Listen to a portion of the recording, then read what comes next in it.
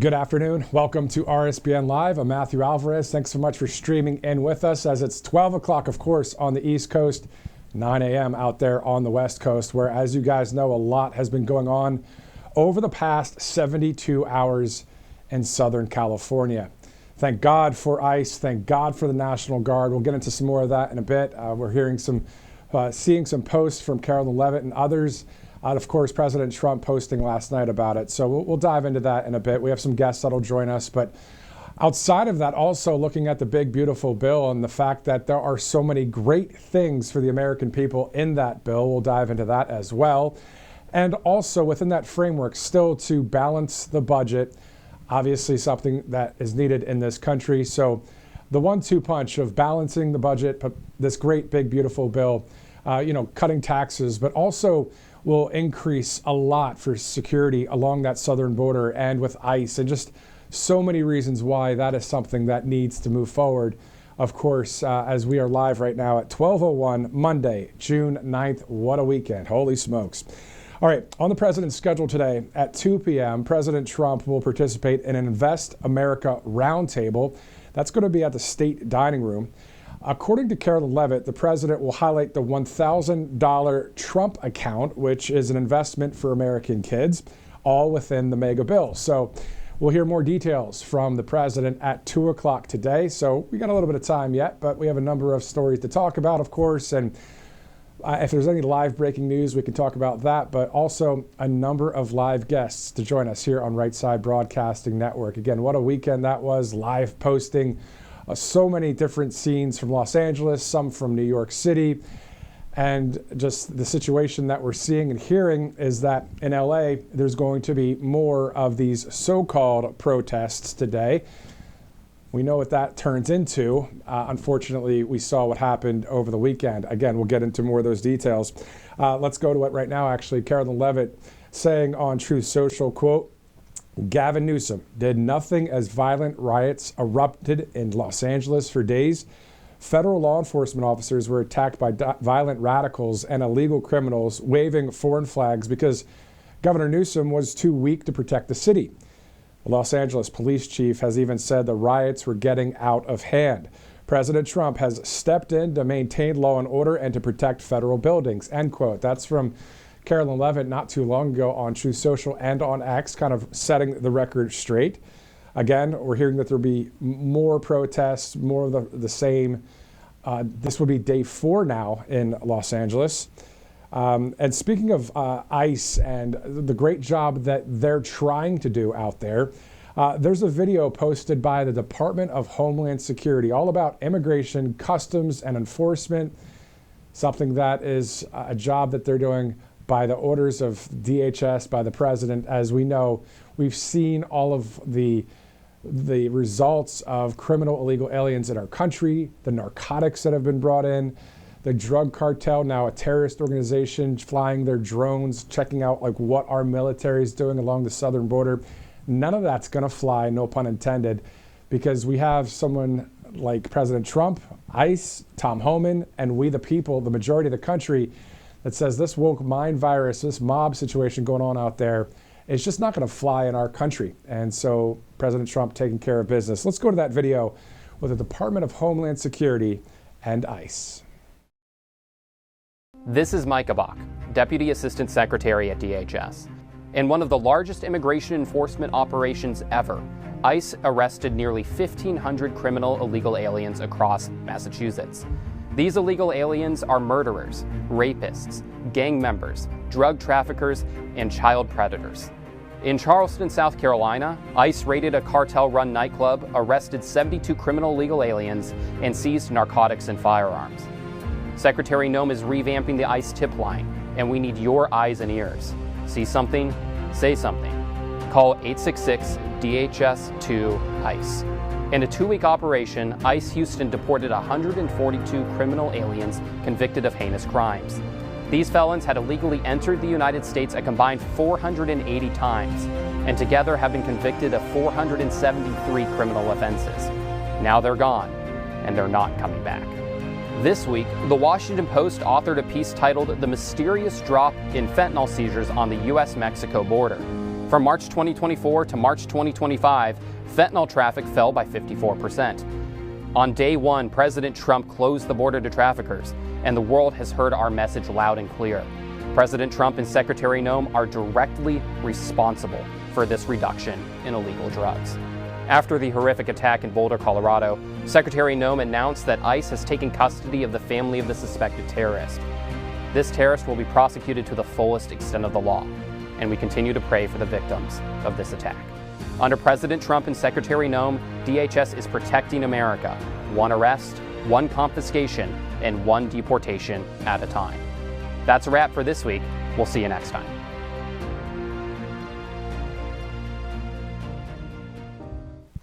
That truthful and transparent administration that we see from the top down, if you want to call it that, or top lateral, because we see the departments, the cabinet leaders, and all of the comms people putting out videos like that to share with the American people what the heck's going on out there.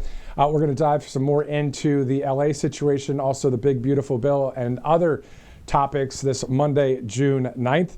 All of it brought to you by some great sponsors, including allfamilypharmacy.com/RSBN. As you see there on your screen, you can use that RSBN20 promo code for 20% off. President Trump, of course, just recently signed a new executive order to lower prescription drug prices. A major step, of course, in the right direction, but All Family Pharmacy isn't waiting around. Right now, they're giving you 20% off through June 30th, so Americans can start saving right away. They offer more than 200 essential medications like hydroxychloroquine, ivermectin, methylene blue, antibiotics, and even your daily prescriptions, all with a doctor's prescription included. And we're told there's no insurance, no waiting room, just fast, reliable access to the medications every household should have stocked. All Family Pharmacy works with licensed doctors and ships directly to your door. If drug prices are finally coming down, this pharmacy is already leading the charge and helping people stay prepared. Allfamilypharmacy.com/RSBN. Use that RSBN20 promo code and you'll get that 20% off. A great sponsor here at Right Side, as are our friends at Colonial Metals Group. freegoldguy.com/RSBN. You're looking for a free info kit on gold and silver backed by, a tax-sheltered IRA, a 401k for gold and silver with your dollars, of course, with retirement and savings. Also, it's all 100% tax-free. So Colonial Metals Group gives you the 411, the 123 by getting this info kit. So just freegoldguy.com/RSBN, a great sponsor here at Right Side Broadcasting Network. All right, so it's 12:07, Monday, June 9th. Jam-packed weekend of news. Holy smokes. I mean, I saw on X a post from someone yesterday saying, make California America again. Because we saw all of the Mexican flags, we saw all of the Antifa types, we saw the woke mob out there, all coming against what our ICE agents are trying to do is just carry out orders of the deportations in various parts of the city. With all those images coming out of Southern California, in some cases, depending on which video you looked at, it looked more like Beirut in some instances. I mean, they were actually throwing fireworks at law enforcement that would explode and can cause harm or worse, same difference, death. So this is something that was not at all a peaceful protest. I don't know what the left-wing media is saying. I don't even care about watching them anymore because they keep lying. And they always are the mouthpiece of people like Gavin Newsom, as President Trump calls him, and the mayor of Los Angeles, who can't believe that this is happening in her city. But still, we the people, the majority of the country, voted for President Trump and what his campaign promises were. And if you remember, the top 20 or the 20 core promises to the American people, number one was to seal the border. Number two was a mass deportation operation. So shouldn't come as a surprise as to cleaning out those that, and when I say cleaning, I mean taking and bringing them to the other side of the border or wherever they're from. It's not always from Mexico. It's from anywhere in Central or South America or anywhere in any continent pretty much. So this is something, again, this is not new. Other countries around the world are dealing with migration, mass migration, border problems, border security. So it's not like, oh, what is President Trump doing? He's so bad. He's not. He's doing his job that we hired him to do because we said, yes, we want you to. seal that border. We don't want any more criminal illegal aliens in the country. And thank you for doing that. And thank God, again, for ICE and the National Guard.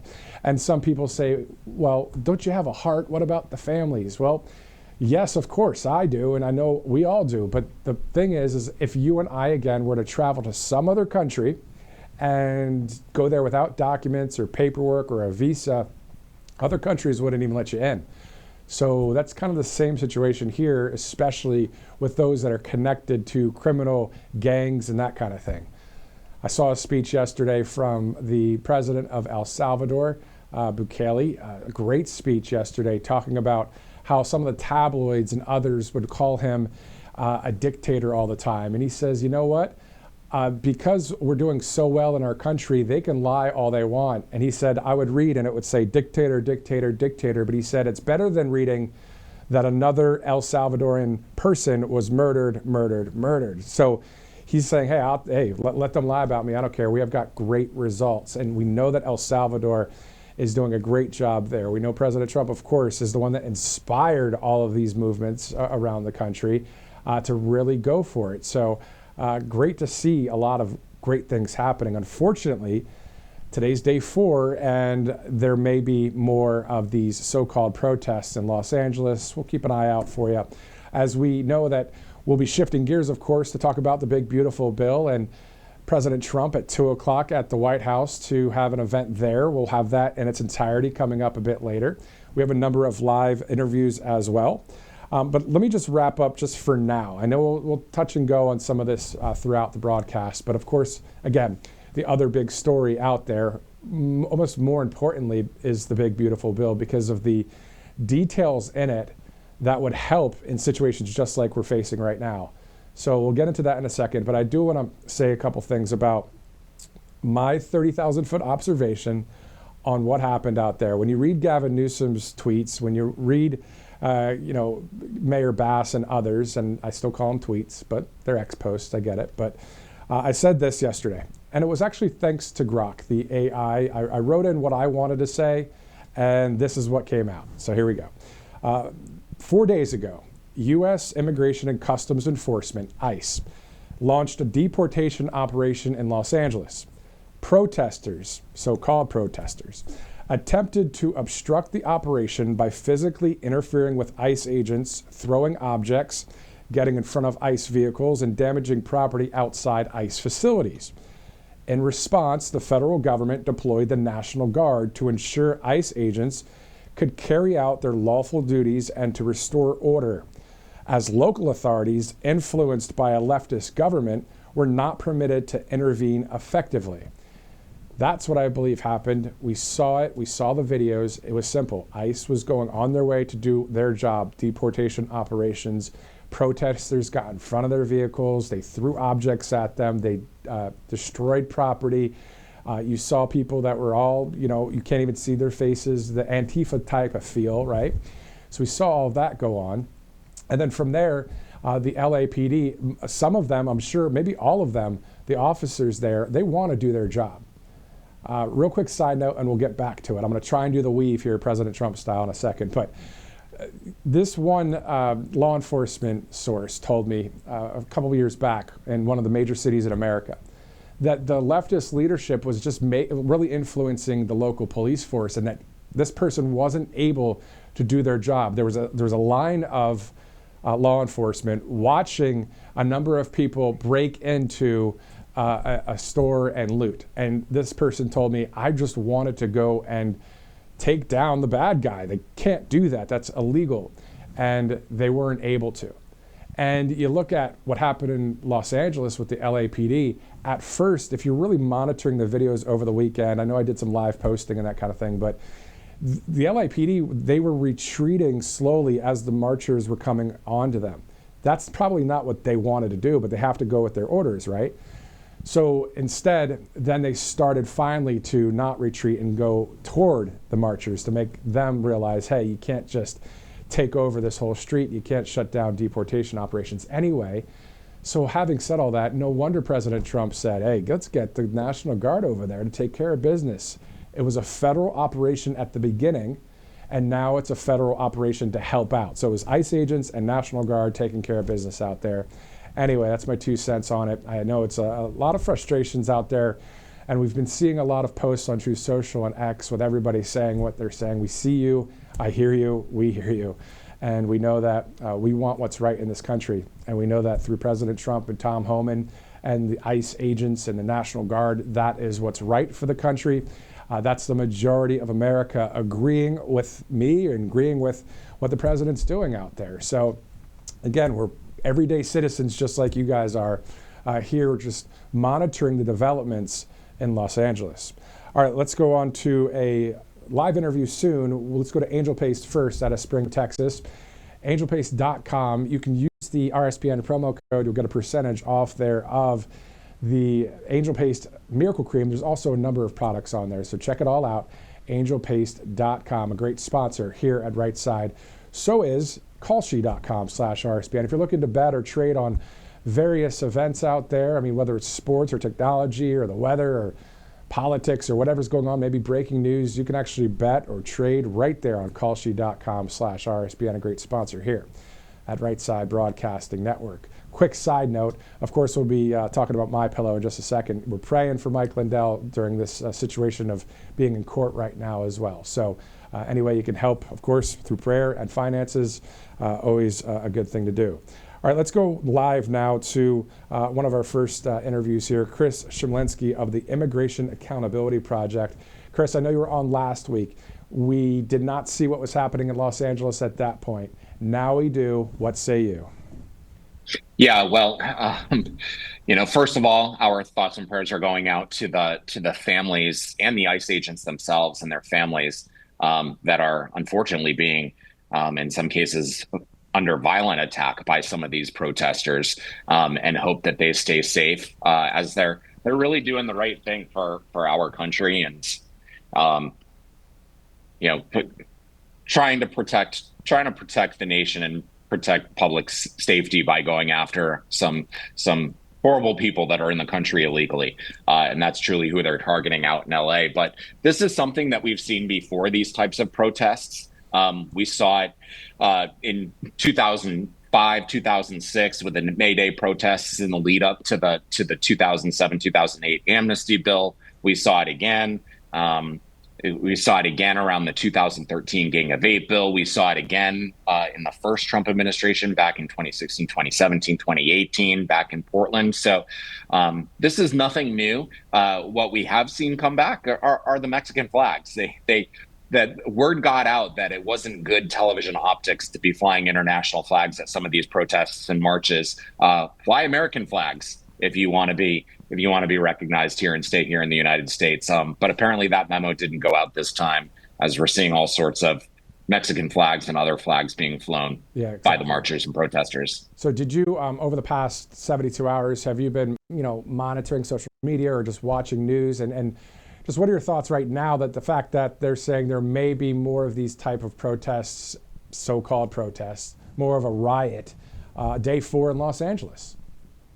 Yeah, I think we're going to continue to see them. And you have sitting U.S. senators that are calling for violent protests across the country.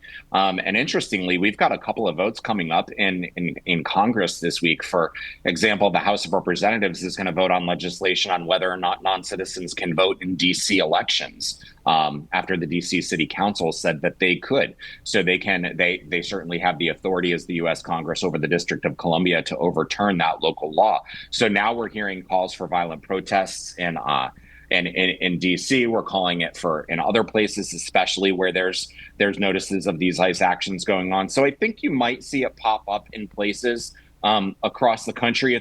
It's interesting. You could see after the first couple of weeks or even first couple of months, especially with the turnaround that Gavin Newsom did on issues like men playing in female sports, transgender, the whole transgender sports issue. He was starting to moderate some of his positions, but not on this. For whatever reason, this is the one that triggers them. It never goes well for the other side. The optics aren't well for them. We're already seeing some tweets from Elon Musk. This might be the thing that brings Elon Musk and President Trump back together, because after all, this was one of Elon Musk's top concerns early on. So I think the protests that you're seeing in LA aren't going to be the last that you see in LA. And I don't think they're going to be the only ones that you see in the country. I think they're going to start popping up in other places.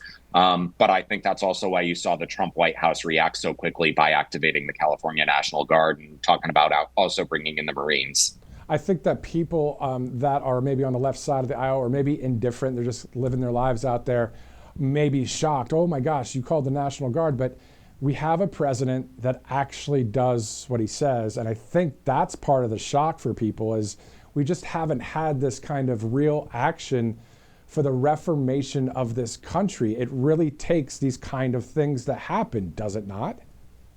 Right, it does. And I'd like to, well, first, for starters, that's part of the reason why they're protesting. They're trying to stop the aggressive immigration enforcement that the Trump administration is currently doing. So that's what somewhat triggered these protests. Not that they're acceptable, and even you've heard it from the White House. Even Tom Homan said this morning, listen, I respect First Amendment rights. You can go out there. You have the right to free speech. You have the right to assemble. You can protest all you want, but when it turns to violence, that's where we draw the line. And that's what the White House is currently doing with the calling up of the National Guard. But I think what they're trying to also do is send a clear message across the country. Hey, listen, if we have these sorts of violent protests in other cities besides just LA, this is how we're going to respond. Exactly. And the key word there is violent protest. If it's just a protest and it actually is peaceful, obviously that's protected in the Constitution. But you cross that line, then of course we see what's been going on out there in Los Angeles. Your thoughts about specifically the big, beautiful bill when it comes to all of the immigration security? I mean, part of the money will go toward finishing the wall and also increasing salaries or bonuses and more people to really take care of business. So your thoughts about that specific part of it? Right. And that's the strongest part of the bill. I mean, absolutely putting some money towards more border barriers is helpful. But what we really need is we need more boots on the ground. Border Patrol is pretty well established. I think they're funded right now for about 25,000 agents, but this will increase Border Patrol funding as well to get more boots on the ground. But ICE is what really needs additional officers on the ground. The only thing that I do caution is it's going to take some time for us to see the results of this. It does take time for the federal government to hire new law enforcement officers. There's background checks, there's physical fitness tests, there's all sorts of things that go into it. So it's going to take some time to amp up, but it's absolutely a step in the right direction. And I think we'll see it as long as we can get what's in the House bill in terms of outside of the other issues that are in there. But when it comes to immigration enforcement issue, as long as we can keep immigration enforcement, as long as that can stay together as it works its way through the Senate and probably again back through the House and eventually to President Trump's desk, that will really help us amp up or help the federal government amp up these interior enforcement efforts and also increase the number of deportations that we're presently seeing. Exactly. And then also outside of that in the economy, we'll take those tax cuts, 13 to 15% for people that make $30,000 up to $80,000 a year. But yeah, so we're going to see exactly to your point how it goes with the U.S. Senate. And we're hearing from people like Carolyn Levitt and others on X and on Truth Social saying this is now, look at this. Here's proof in the pudding or case in point of why it needs to be passed. Chris, any other information you'd like to share with us? Anything else you guys are working on there at the Immigration Accountability Project? Well, obviously following everything that's happened in Colorado and what's going on in Los Angeles, these couple of bills that are coming up in the House, but truly focused on that budget reconciliation effort that you brought up. The good news is so far we haven't really heard the Senate complain too much about the money that the House set aside for immigration enforcement. All we've really heard on the negative is a few senators saying we need more money for immigration enforcement. So we would be open to that as well. Do you think that people that are maybe, 20 years old, 22, 23, 27, and they say, hey, you know what? I might not have joined the military, but I'm going to go join Customs and Border Protection and to patrol the southern border. I mean, it looks like that's going to be, the recruiting is going to be a little bit easier possibly there. You might. And after you saw the response through just the election results of people's reaction to what happened over the 4 years under the Biden administration, with just essentially just throwing open the southern border and the impact that it has on the United States. And there are a lot of people that, of course, came across the border and aren't going to do harm here in the United States, but a lot of bad folks came across, and we've seen that come to fruition in the last couple of weeks alone. So I think you could see. I think the reputation for immigration enforcement is not quite as bad as it once was, and certainly when you throw open the border of the country and you pretty much put immigration enforcement on hold, you're going to have you're going to see that sort of a response saying, hey, this actually does play a role in keeping the nation safe and ensuring public safety. And it just goes to show it's not just our country. There's so many countries out there dealing with border security. I was actually looking yesterday at some news in the UK and the Reform UK Party with Nigel Farage talking about mass migration there and showing a bunch of illegal immigrants not from, Central America, South America, people from all around the world. The same thing we're dealing with here. So this is a global thing going on, isn't it? It really is. And I mean, the migration issue was one of the things that helped lead to Brexit. Because the second you stepped foot inside the European Union, you could go to any one of those countries. So the second you could get into Turkey, for example, you could then hop on a plane, go to Germany, go to England, some of the more wealthier countries within the European Union. So it certainly is an international issue. And I think a lot of countries around the world, not just the United States, are starting to realize the impacts of unchecked mass migration into their countries and the impacts that it has on the welfare system, public infrastructure, all sorts of different issues. Do you think there needs to be a detox process for the people that are the woke mind virus types around this country, of the fact that so many times we've been so tolerant with everything in this country and politically correct so much, and the law and order has been so weak over the years, but now we're seeing, oh, these guys are committing crimes, we have to deport now. Do you see what I'm saying? Like, people, we've been so soft in some of these areas over the years. Right. And I do see that. And I think that's the way that the Trump administration is looking at this, or trying to position this, the case of the Maryland man, Kilbaro Abrego Garcia, where, okay, here's somebody that we deported. Everybody got all upset that we deported him without due process under their arguments. But now we're bringing him back, and we're going to show you exactly how bad this guy is. And they have all of the list of indictments that came from the grand jury, with all of the instances of human smuggling that took place in Tennessee that he's now being accused with. So they're going to show you exactly why they're getting rid of these people. And that could be sort of the breakdown of the woke barrier on this issue of illegal immigration, especially when it comes to deportations. Because deportations for most, not most, I won't say most, but for close to half of the country, deportation still seems to be a dirty word. That, I hear you. And so, to your point, President Trump saying that on Air Force One, that basically going to show the country, like, this is what this guy has done specifically. And people like Terry Moran at ABC News and other people that are out there on the left side of the aisle, always coming to the defense of people that are criminal, illegal aliens. Does that make any sense to you at all? It doesn't. And what it does is it just shows their true colors. They just don't want anybody deported. That's their bottom line. Whether they're here, whether they're a criminal or whether they're a non-criminal, they just don't draw the line. They just don't want people removed from the country. So, like I said, I think this particular case may end up exposing.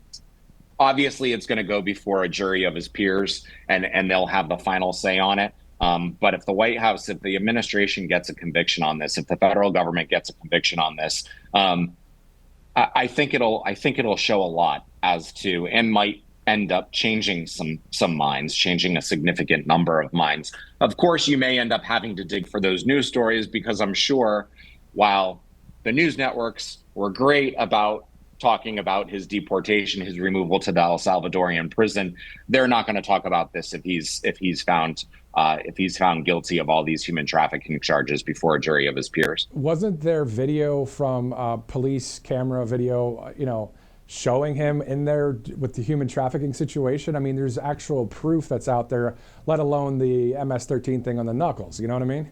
Right.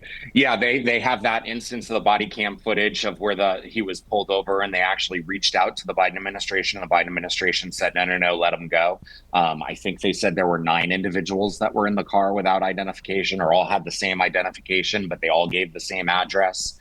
But apparently now it sounds like there's even more of those instances that they have now turned over, that they've gotten from Tennessee and maybe from some other places. And that is something that's unfortunately happening in pockets around this country, the human trafficking situation, even outside of fentanyl and just criminal illegal crime. So, Chris, thank you so much for joining us from the Immigration Accountability Project. Thank you again. We'll see you again soon.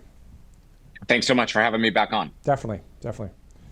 All right, so it's the bottom of the hour, 12:30, Monday, June 9th here on RSBN Live. I'm Matthew Alvarez. We're awaiting this event that is going to be in about an hour and a half from now. We'll have it in its entirety. We'll also be interviewing a number of other people as we move forward today, including Christina Loren. RSBN host Christina Loren will join us. We also will have Pastor Lorenzo Sewell from Detroit at 180 Church. Will be talking to us in just a bit. So looking forward to hearing from them, but also we'll monitor any live news, and also we'll take a look at President Trump's Truth Social posts as well over the past 24 to 48 hours and see what's going on out there. Let's go to Tax Network USA. 800-357-1415 is the number. TNUSA.com/RSBN is the website, all about settling back taxes. So if you missed a year and you're kind of struggling along there with that, just give them a call. They'll work right alongside you and help you out, get you a plan for that financial peace of mind. And all you have to do is just reach out to them, 800-357-1415, TNUSA.com/RSBN. Let's shift over to mypillow.com/RSBN, the exclusive special. You get that for free with any purchase. That's pretty cool right there. It's the multi-use pillow 2.0 with the USA Revival Roll and Go cover. Pretty cool stuff right there. mypillow.com/RSBN. More than 2,000 products on there. And when you use the RSBN promo code, you get quite the percentage off. Remember, we're praying for Mike Lindell as he's going through a difficult time right now in court. But still, though, you can support him through a number of ways, including mypillow.com/RSBN. All right, 12:32, Monday, June 9th. Let's stick with the southern border issue for a minute, and then we'll shift over to the big, beautiful bill and get into more of the information about that and today's event, which is going to be in about, again, an hour and a half from now. The Coast Guard is one of the great military branches out there that's really taking care of business and in the open sea alongside Customs, Border and Protection, and the Navy. So there's a video that we have, but this is a video from earlier this morning of President Trump. Oh, okay, so we're hearing it's actually right now. So we're hearing that he's running a little behind schedule, but this is a little bit of a playback of President Trump landing there at Marine One. So once we get that video racked and ready to go, we can air that in a second. In the meantime, let's go to that Coast Guard video. It's 12:33 right now. I believe we have that one lined up. Let's go ahead to the U.S. Coast Guard.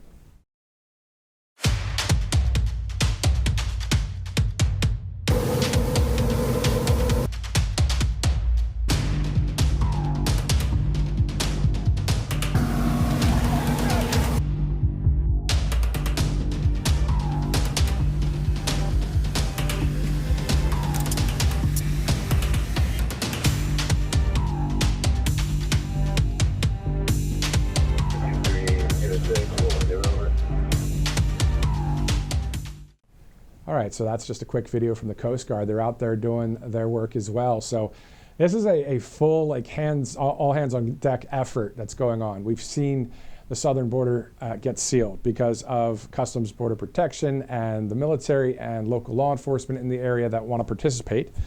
There are sheriff's offices and county sheriffs out there that say, yes, sign me up, let's help. And then there's some law enforcement out there like in Glendale, California. If you looked at this recent post on X, we don't have the post right here on the screen, but the city of Glendale, they have about 200,000 people there outside of Los Angeles, Well, they are terminating their contract with Homeland Security and ICE as a detention center or a holding area there because of what's happening in Los Angeles. So that's Glendale, California. Unfortunately, they're doing that. But outside of that, you see, like you just saw, the video of the Coast Guard out there on the open sea with the Navy doing the best they can to stop human trafficking, stop criminal illegal aliens from coming across the border, and also stopping narcotics from coming across the border. We're seeing a lot of those, as they call them, interceptions of illegal alien vessels out there. So, all right, let's shift over to President Trump from Air Force One. About 100 times over budget. We're putting a flagpole over there. Under budget. I always do under budget. What does your intel tell you about these people causing all the problems in LA? Oh, are they people ICE is trying to deport, or are they professional agitators? The people that are causing the problem are professional agitators. They're insurrectionists. They're bad people. They should be in jail. Thank you.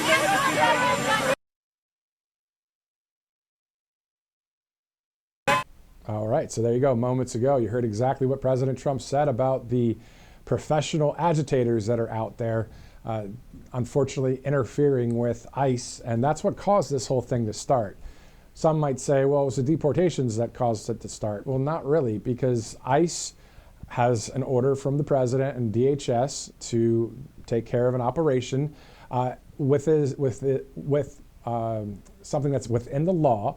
And then that's when these protesters, so-called protesters, interfered with that, got in front of the vans, got in front of the trucks, threw items at ICE agents, physically got involved in front of ICE agents, being in their way, destroying all this property and that kind of thing. We've seen this playbook before, unfortunately, but what we haven't really seen is President Trump in office, when it comes to this. We have seen some of that before, but this is something that's not going to fly in this administration. So, again, Monday, June 9th, 2025, a packed weekend of the 24/7 news cycle.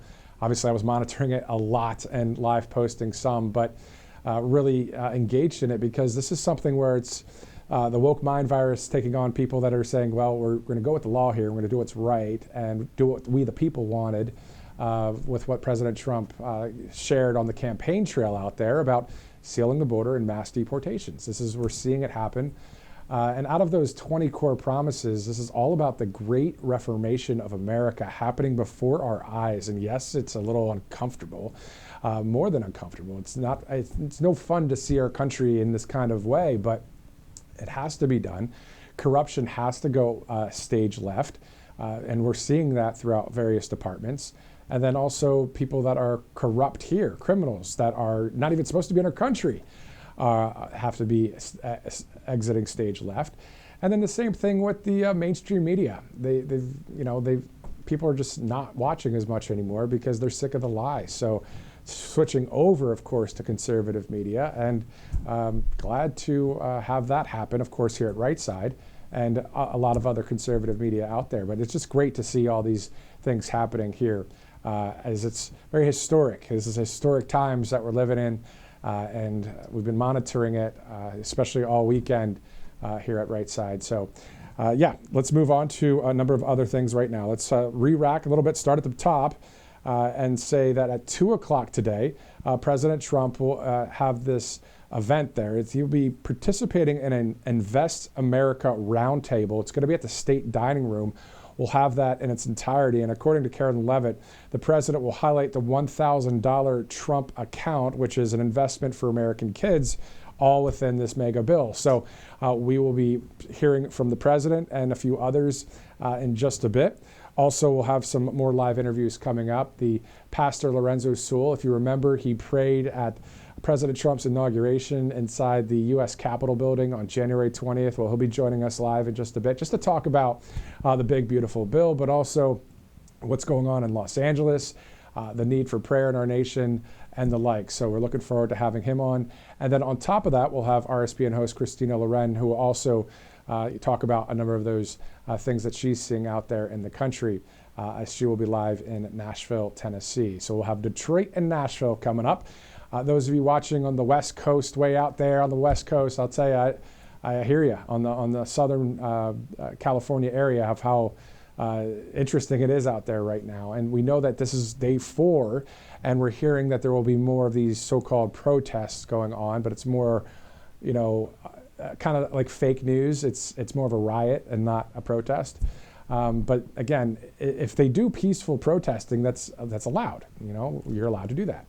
But unfortunately, we saw that people were getting in the faces of all of these National Guard and ICE and law enforcement. And the thing that's really wild is the videos I saw last night where there would be explosive devices literally thrown at police. We're talking about fireworks that aren't just some sparkler on July 4th, something that explodes with a loud flashbang almost, and it wasn't coming from law enforcement, it was coming from the protesters. And this is not Beirut, Lebanon, so holy smokes, you gotta take care of business, and that's what we see happening out there with the National Guard and 500 Marines at the ready. Now, I'm going to tone it down because we can't go in this direction and stay at that level the whole time. We don't want something crazy going on. We simply want the deportation operation to continue, and people have to allow that to happen. And if they don't, if they interfere with the law, and they break the law, then the consequences are there. So, all right, so let's button that one up for a little bit. I'm sure we'll talk about it a little bit later, but this big, beautiful bill situation, we see so many great things in it. We also hear from other people that say, well, you got to balance the budget. Well, that's true too. But right now, tax cuts for Americans, and also the southern border increase in security, the wall being built, and so many other reasons, including what you'll hear about today, this Invest in America event. You'll hear from President Trump all about that. So many more reasons out there, but we'll get to that in just a minute. Let's go to one of our sponsors, All Family Pharmacy. President Trump, of course, recently signed that new executive order to lower prescription drug prices, a major step in the right direction. But All Family Pharmacy, they're just not waiting around for that, because they're giving you 20% off through June 30th, so Americans can start saving right away. They offer more than 200 essential medications, including ivermectin, hydroxychloroquine, methylene blue, antibiotics, and also your daily prescriptions, all with the doctor's prescription included. So there's no insurance, no waiting room needed, just fast, reliable access to the medication every household should have stocked. All Family Pharmacy works with your licensed doctors and ships directly to your door. So really all you do is go to that website, check it all out, fill out some of that paperwork there online, and you will get what you need as soon as you need it. So if drug prices are finally coming down, this pharmacy is already leading the charge and helping people stay prepared. So go to allfamilypharmacy.com/RSBN. Also, if you'd like to donate to Right Side Broadcasting Network, all you have to do is text RSBN to 801-801. So just text RSBN to 801-801. We also have a newsletter, rsbnetwork.com/newsletter. You see that information on your screen there. Get America First updates and exclusive offers, rsbnetwork.com/newsletter. Thank you guys so much for streaming in today and, being a part of this family here in America. We the people, the majority of this land that voted for President Trump, and all those rallies and speeches and remarks that we covered here at the network over the years, and going on a 10-year anniversary coming up here for Right Side Broadcasting this summer. So if you'd like to donate, it's just texting RSBN to 801-801. All right, so it's 12:43, Monday, June 9th. I'm Matthew Alvarez. You're watching RSBN Live. We're looking forward to seeing RSBN host Robert McNeily in the near future, including June 14th. I'll tell you all about it after the break.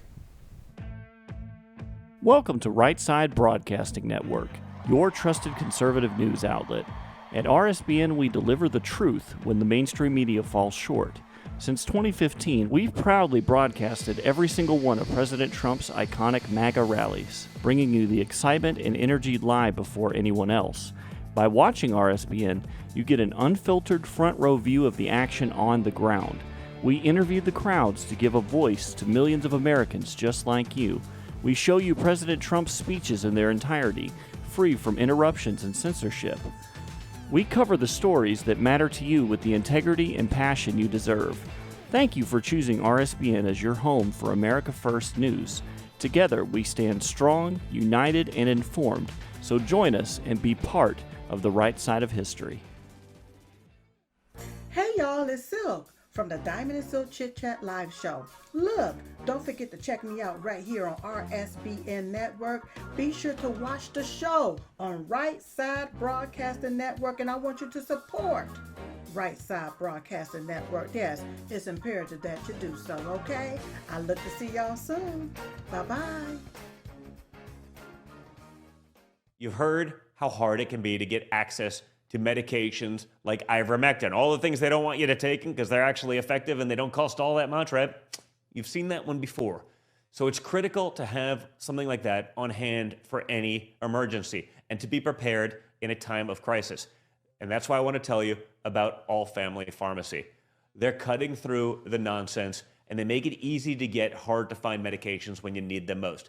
They'll provide the prescription, no hoops to jump through, no waiting room, no hassle, and they deliver it right to your door. All Family Pharma even lets you order in bulk so you can stay ahead of the curve. Head over to allfamilypharmacy.com for 10% off your first order. Again, allfamilypharmacy.com. It's simple. Get the 10% savings. Be prepared.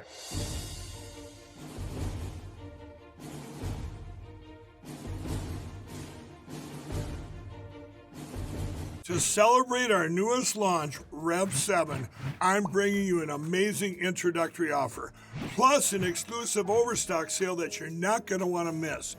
Rev 7 is our premium energy drink that tastes great and gives you energy all day with no jitters and no crashes. That's because there's no sugar and no caffeine. I'm so sure you're going to love Rev 7 that for a limited time you can try our 3-pack absolutely free. Or check out our Percale bed sheets. I can't believe I'm even going to say this. Every color, every style, every size, only $29.88. So go to mypillow.com or call the number on your screen. Use your promo code to save 20% on our Rev 7 12-packs or try our introductory 3-pack absolutely free. And our Percale bed sheets, all sizes only $29.88, even the queens and kings. Inventory is extremely limited, so order now. Welcome back to RSBN Live. I'm Matthew Alvarez. Hearing that the American flags, the two 100-foot flagpoles, are actually going up next to the White House, one on one side, one on the other. And we may have video of some of that going on. So kind of cool to see that as we've been hearing about that. That was probably a couple months ago that we heard about the two flagpoles, 100 foot in the air, 100 feet in the air. It will be great to see Old Glory from both sides of the White House there. So again, as soon as we get any video, we'll show that to you. This, as we await the president's 2 o'clock event there at the White House. Looking forward to that. We'll have it for you in its entirety. Also, we're going to go to a video from El Salvador as the president, Nayib Bukele, had some great things to say last night. Really, I think he and so many world leaders are inspired by President Trump. I mean, President Trump, if you think about it, he's inspired so many people. He's inspired this huge movement called MAGA, which is the majority of the country. How many millions of people are we talking about? 80 plus, 100 million, 150 million? How many people around the free world are encouraged by Donald Trump?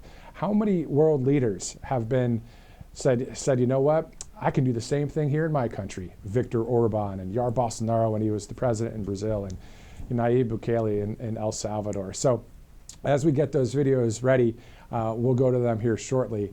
But again, hearing about this possible video that we may have of the American flagpoles going up on each side of the White House, and also the president of El Salvador actually addressed his nation last night, and he had some really strong words and really good things to say. And I believe the video is only about 1:30 long, so you can really kind of see where he's coming from. As you know, El Salvador's crime rate has all but disappeared because of what that great president is doing there. And we see what our great president is doing here as we continue to work hard to make law and order the way and have more safety and peace here in this country, even though people have been getting in the way of that deportation operation in Los Angeles.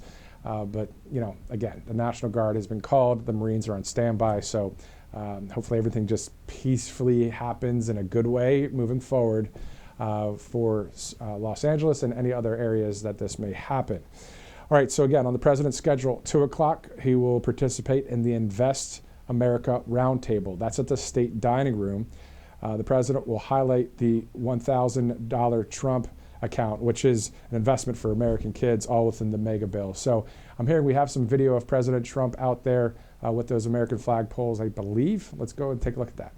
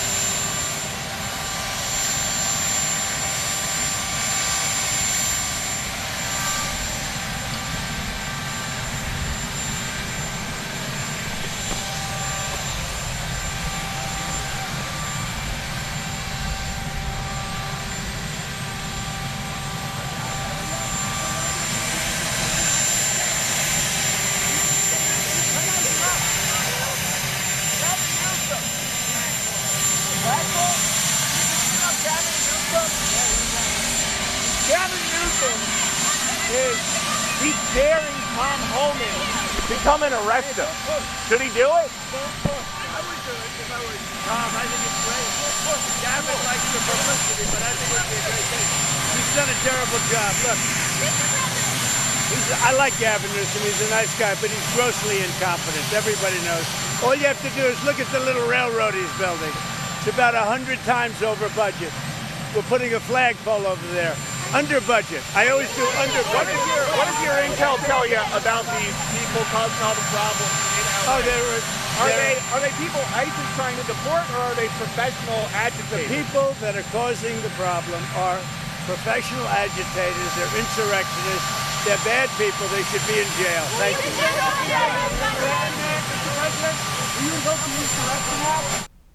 Okay, so there you go. President Trump moments ago departing or exiting Marine One there at the south lawn of the White House. Then, of course, taking a look over where those American flags will be put up. The 100-foot pole, 100 feet in the air, there will be two of them. So he was talking to some of the construction workers there outside the White House about those American flags. If you remember, this was a couple months back, where the president said we're going to put these flags high above there at the White House. There is one, of course, right on the top of the White House, as you can see there. But these 100-foot flagpoles will be on either side of the White House, nice and tall for everyone to see. Old Glory, USA, right there. So it'd be great if that is already put up by June 14th, this Saturday, for the grand parade for the U.S. Army. So looking forward to seeing that coverage right here on Right Side.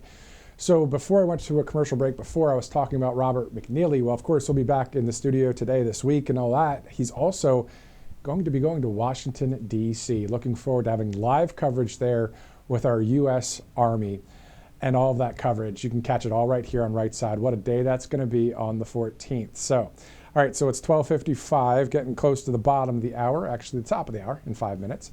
Let's go to angelpaste.com. All you have to do is use the RSBN promo code. You'll get this miracle cream right there. But also, there's other products as well on angelpaste.com out of Spring, Texas. They hire military veterans, and they're a longtime sponsor here at the network. So always great to see angelpaste.com right there. Miracle cream plus other products. Check it out, angelpaste.com. Also, callsheet.com/RSBN. If you'd like to bet or trade on really anything that's out there, technology, sports, politics, faith, weather, whatever, you can do it at callsheet.com/RSBN. There's also an app, and there's so many interesting questions and what people are saying yes and no to and what they're betting and trading on. So check it out if you like, callsheet.com/RSBN. All right, so 12:56, Monday, June 9th. Let's go over some details here. So we know on Saturday, it's Flag Day. Well, this makes sense now. Of course, it's going to be, those polls are going to be up. I think they will be. So it's Flag Day on Saturday. So those two 100-foot flag poles will be hopefully up. And then President Trump's birthday is that day. Of course, there will be the U.S. Army military parade celebrating that 250 years of the Army. So more than 6,600 soldiers, 150 vehicles, and 50 helicopters to follow a route from Arlington, Virginia to the National Mall, starting at the Pentagon with fireworks to follow. Very secure event, of course, with just checkpoints and all that. And then you've got the Army there. So, so looking forward to just seeing an awesome parade there to celebrate 1775 to 2025 and beyond, of course, for our United States military, the Army. And we'll have live coverage right here on Right Side Broadcasting Network. I'm getting the sense that it may be like a rally day in a way, because think about all of the patriots that'll be out there and just enjoying the parade. A great day to be had, and we'll have it right here on Right Side Broadcasting Network. Also, the next day, so from the 14th to the 15th, from the 15th to the 17th, it's the G7, the President's G7 there in Canada. So there will be a number of countries, of course, 7 nations in total. I do believe, if I was looking, that there may be India's President Modi is also being invited. There was some talk back and forth of Canada and India, but anyway. So, but still, President Trump will be in Canada. Still waiting on the specifics on that, but it is the G7 from the 15th to the 17th. And then the Netherlands, the president will travel there for the NATO summit, which is June 24th to 26th. So looking forward to all of that. Now, speaking of international situations and news out there, 2 things real quick. Bruce Springsteen is in the middle of a world tour right now. He should probably stay overseas. Obviously having a severe case of Trump derangement syndrome and the woke mind virus. It's a bad combo. I saw a video just the other day of him saying some just garbage out there in these other countries, and it's not fun to see it. And anyway, maybe he just wants to stay out there, though. If you don't like the country, you could really just stay there if you want. Just saying. Also, President Nayib Bukele on the other side of the aisle, one of the great leaders of the free world. Of course, President Trump is the leader of the free world. But this speech last night in El Salvador, President Nayib Bukele addressed the nation. And we know that El Salvador was one of the worst, if not the worst, when it comes to crime. And that whole thing has switched. And on the other side of the coin now, it's a lot safer. It's so much safer. It's probably one of the most safest countries on earth right now. And He said the following yesterday. You'll have to read the subtitles, of course, but check it out. Pese a los resultados extraordinarios, han mentido todo lo que han querido sobre nuestras medidas de seguridad. Nos han llamado de todo. A mí en lo personal me han dicho dictador en todos los medios que han querido y podido. Desde los panfletos salvadoreños hasta los panfletos internacionales, los más prestigiosos. ¿Saben qué? Me tienen sin cuidado que me llamen dictador.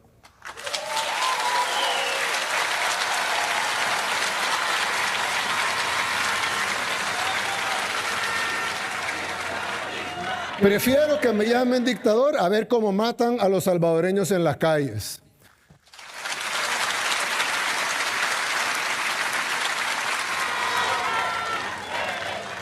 Prefiero estos momentos cuando agarro el celular y veo dictador, dictador, dictador, dictador en las noticias y no ver asesinato, asesinato, asesinato, asesinato, asesinato.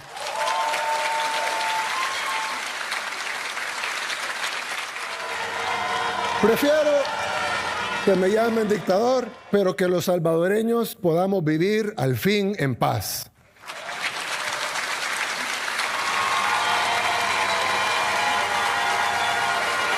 Que se queden ellos discutiendo su semántica y nosotros vamos a seguir enfocados en buscar resultados. Y contrario a las mentiras que ellos difunden día y noche, tenemos más resultados que cualquier otro gobierno en toda nuestra historia. Mic drop from the president of El Salvador there. Just really giving it to the fake news. If you missed any of that, say you started watching mid-stride, on the replay, or if you just want to scrub back real quick and watch some of it, come back over to the live part. But what a speech. Watched that yesterday. There's a lot of X posts and Truth Social posts, just checking out all of the Los Angeles coverage and then even seeing that speech there. But just the 24/7 news cycle. Sometimes you have to disconnect from it, but sometimes it's not that easy. All right, so it's 1 o'clock, 1:01. You see the White House, that's the stakeout area right outside the White House there. So if anybody steps up to the microphone, we'll take that live.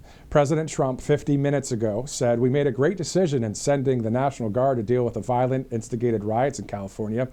If we have not done so, Los Angeles would have been completely obliterated.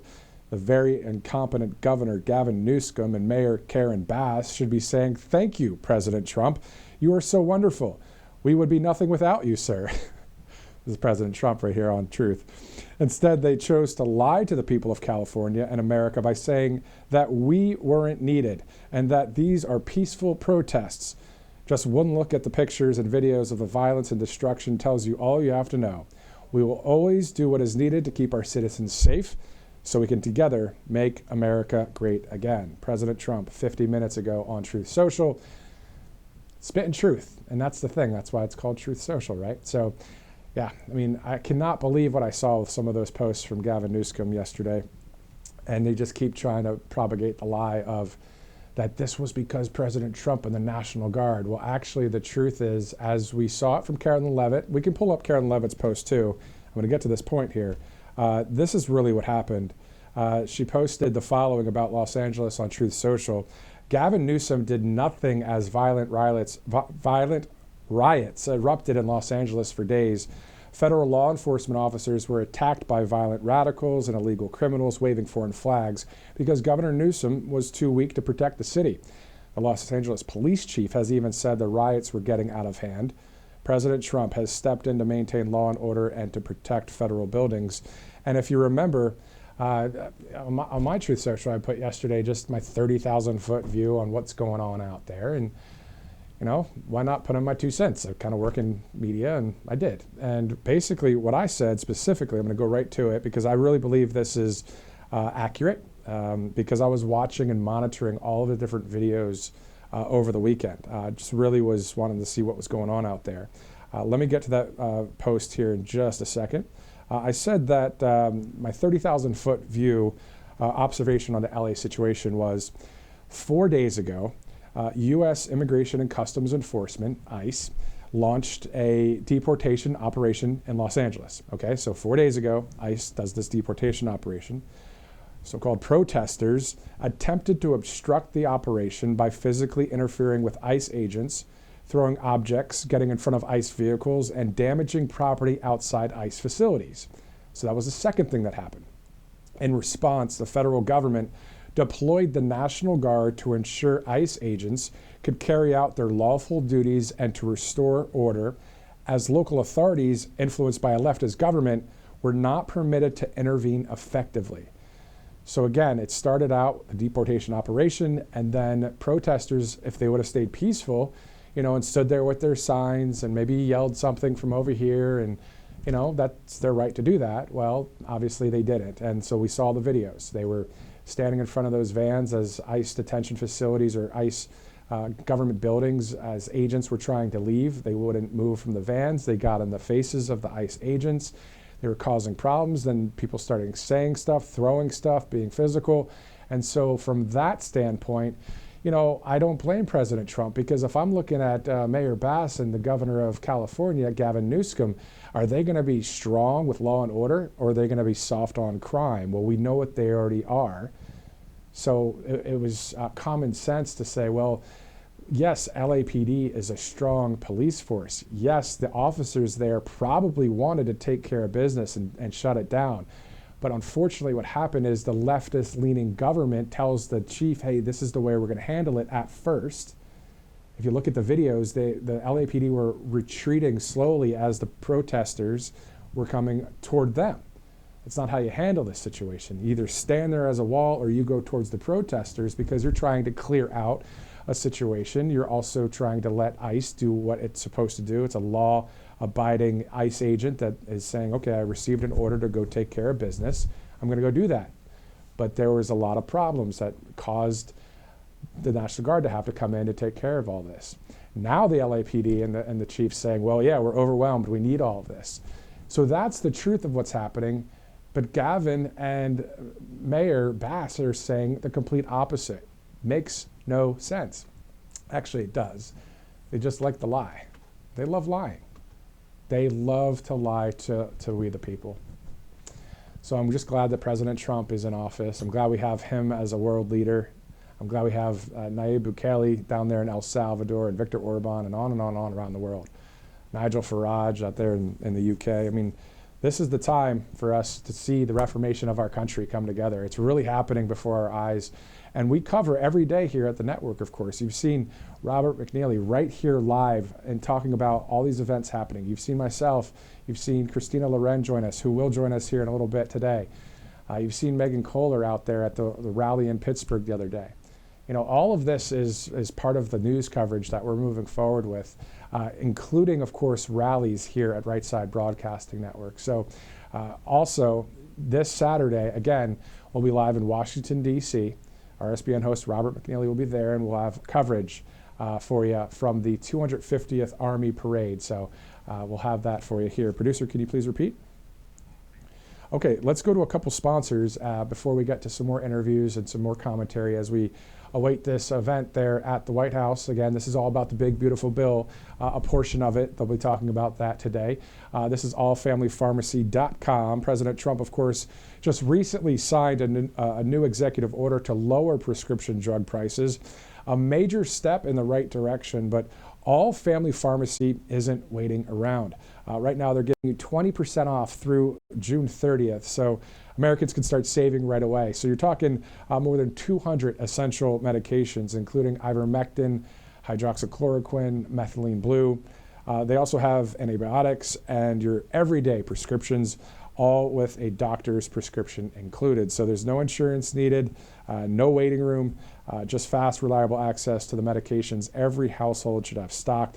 All Family Pharmacy works with licensed doctors and ships directly to your door. So if drug prices are finally coming down, this pharmacy is already leading the charge and helping people stay prepared. So all you have to do is go to allfamilypharmacy.com/RSBN and use code RSBN20. You'll save 20% through June 30th. Also, Colonial Metals Group, freegoldguide.com/RSBN.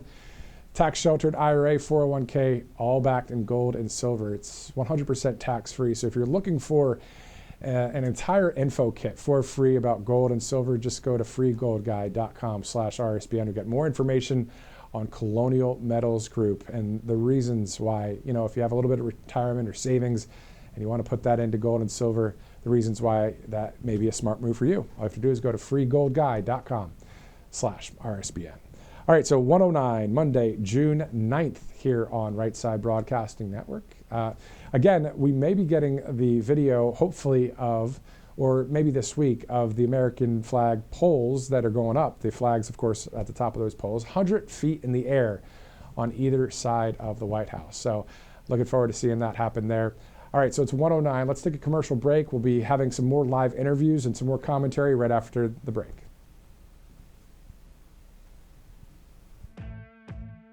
Welcome to Right Side Broadcasting Network, your trusted conservative news outlet. At RSBN, we deliver the truth when the mainstream media falls short. Since 2015, we've proudly broadcasted every single one of President Trump's iconic MAGA rallies, bringing you the excitement and energy live before anyone else.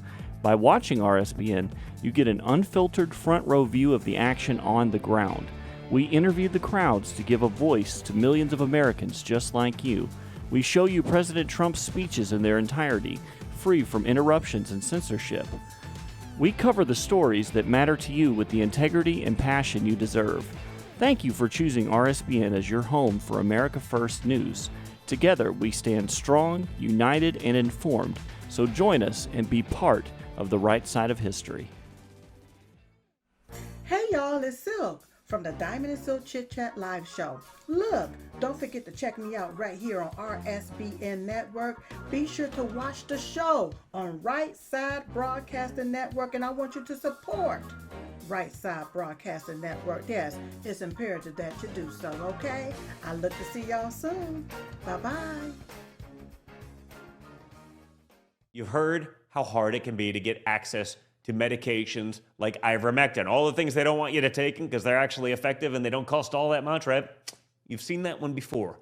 So it's critical to have something like that on hand for any emergency and to be prepared in a time of crisis. And that's why I want to tell you about All Family Pharmacy. They're cutting through the nonsense and they make it easy to get hard to find medications when you need them most.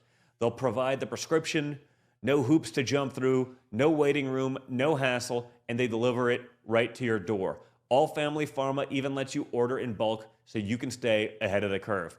Head over to allfamilypharmacy.com for 10% off your first order. Again, allfamilypharmacy.com. It's simple. Get the 10% savings. Be prepared.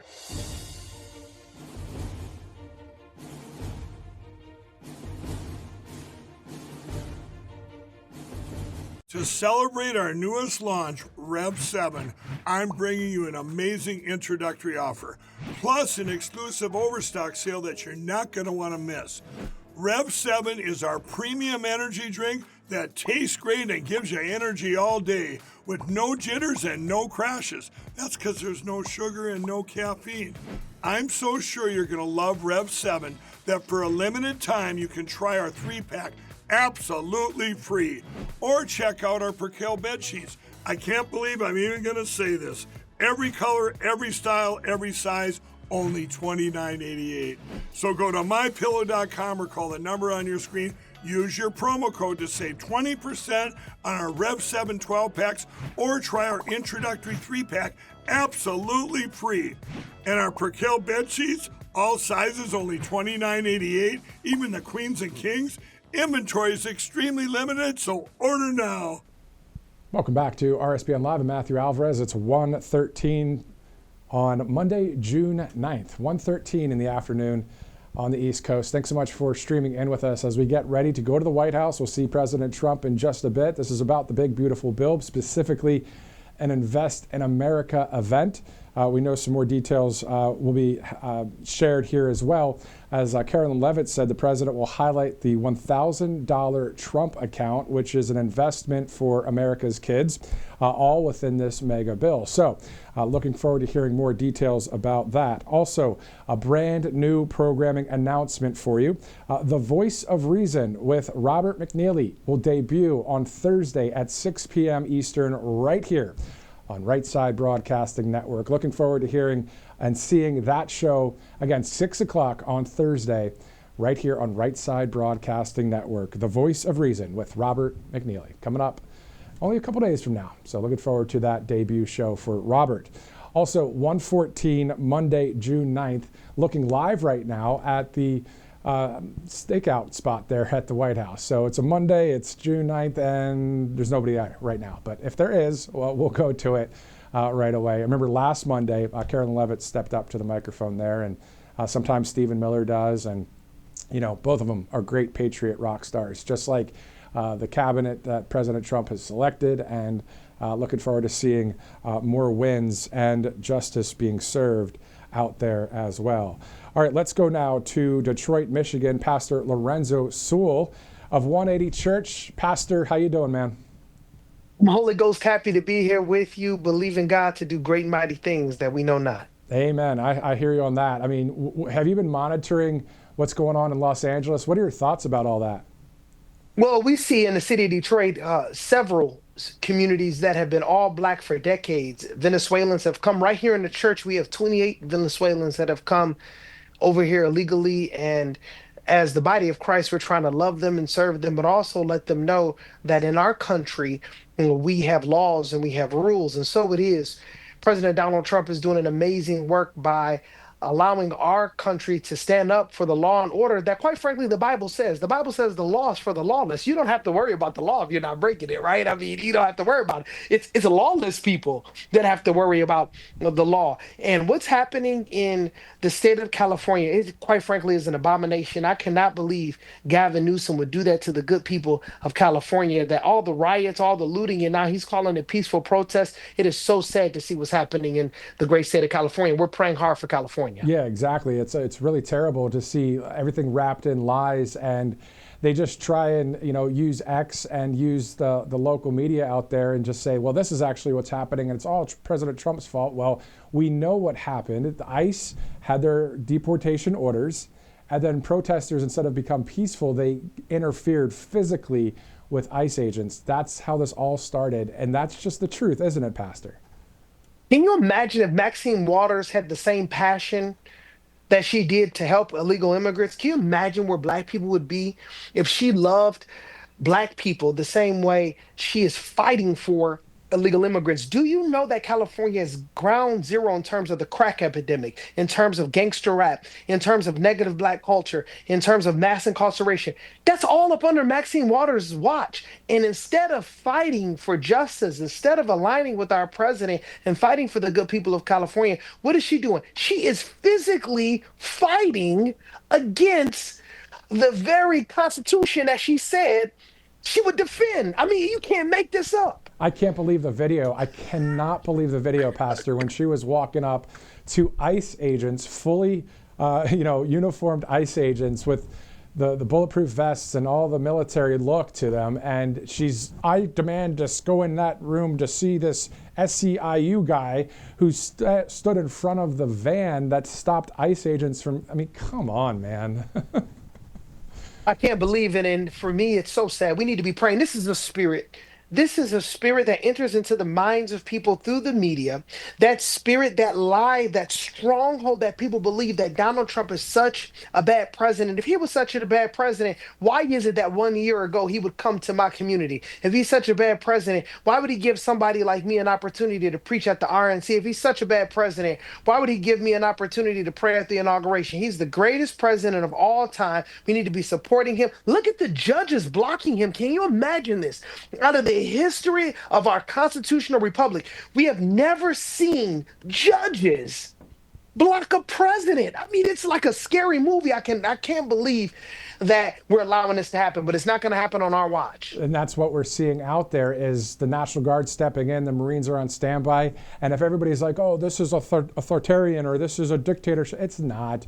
We're not doing it for bad reasons. This is only to protect the people, to keep them safe. And also, ICE is ordered to deport illegal immigrants. That's their job. So it's just wild to see it. Sir, let's talk about the big, beautiful bill just a bit, too. I mean, within that, it looks as if the immigration security, the wall being built, all sorts of good things will happen when that would hopefully pass. There are people that say we got to balance the budget, too. Well, yes, that's part of the whole program here over this administration. So any thoughts about the big, beautiful bill? We need all our senators to get on board. I pray for them every day, all 100 of them. I pray for them by name. We need all of them to get on board. This big, beautiful bill, not only is it going to help our voting rights, because if we're not careful, they're going to continue to cheat, and then Gavin Newsom could be our next president. Can you imagine that? In that big, beautiful bill, we have voting rights.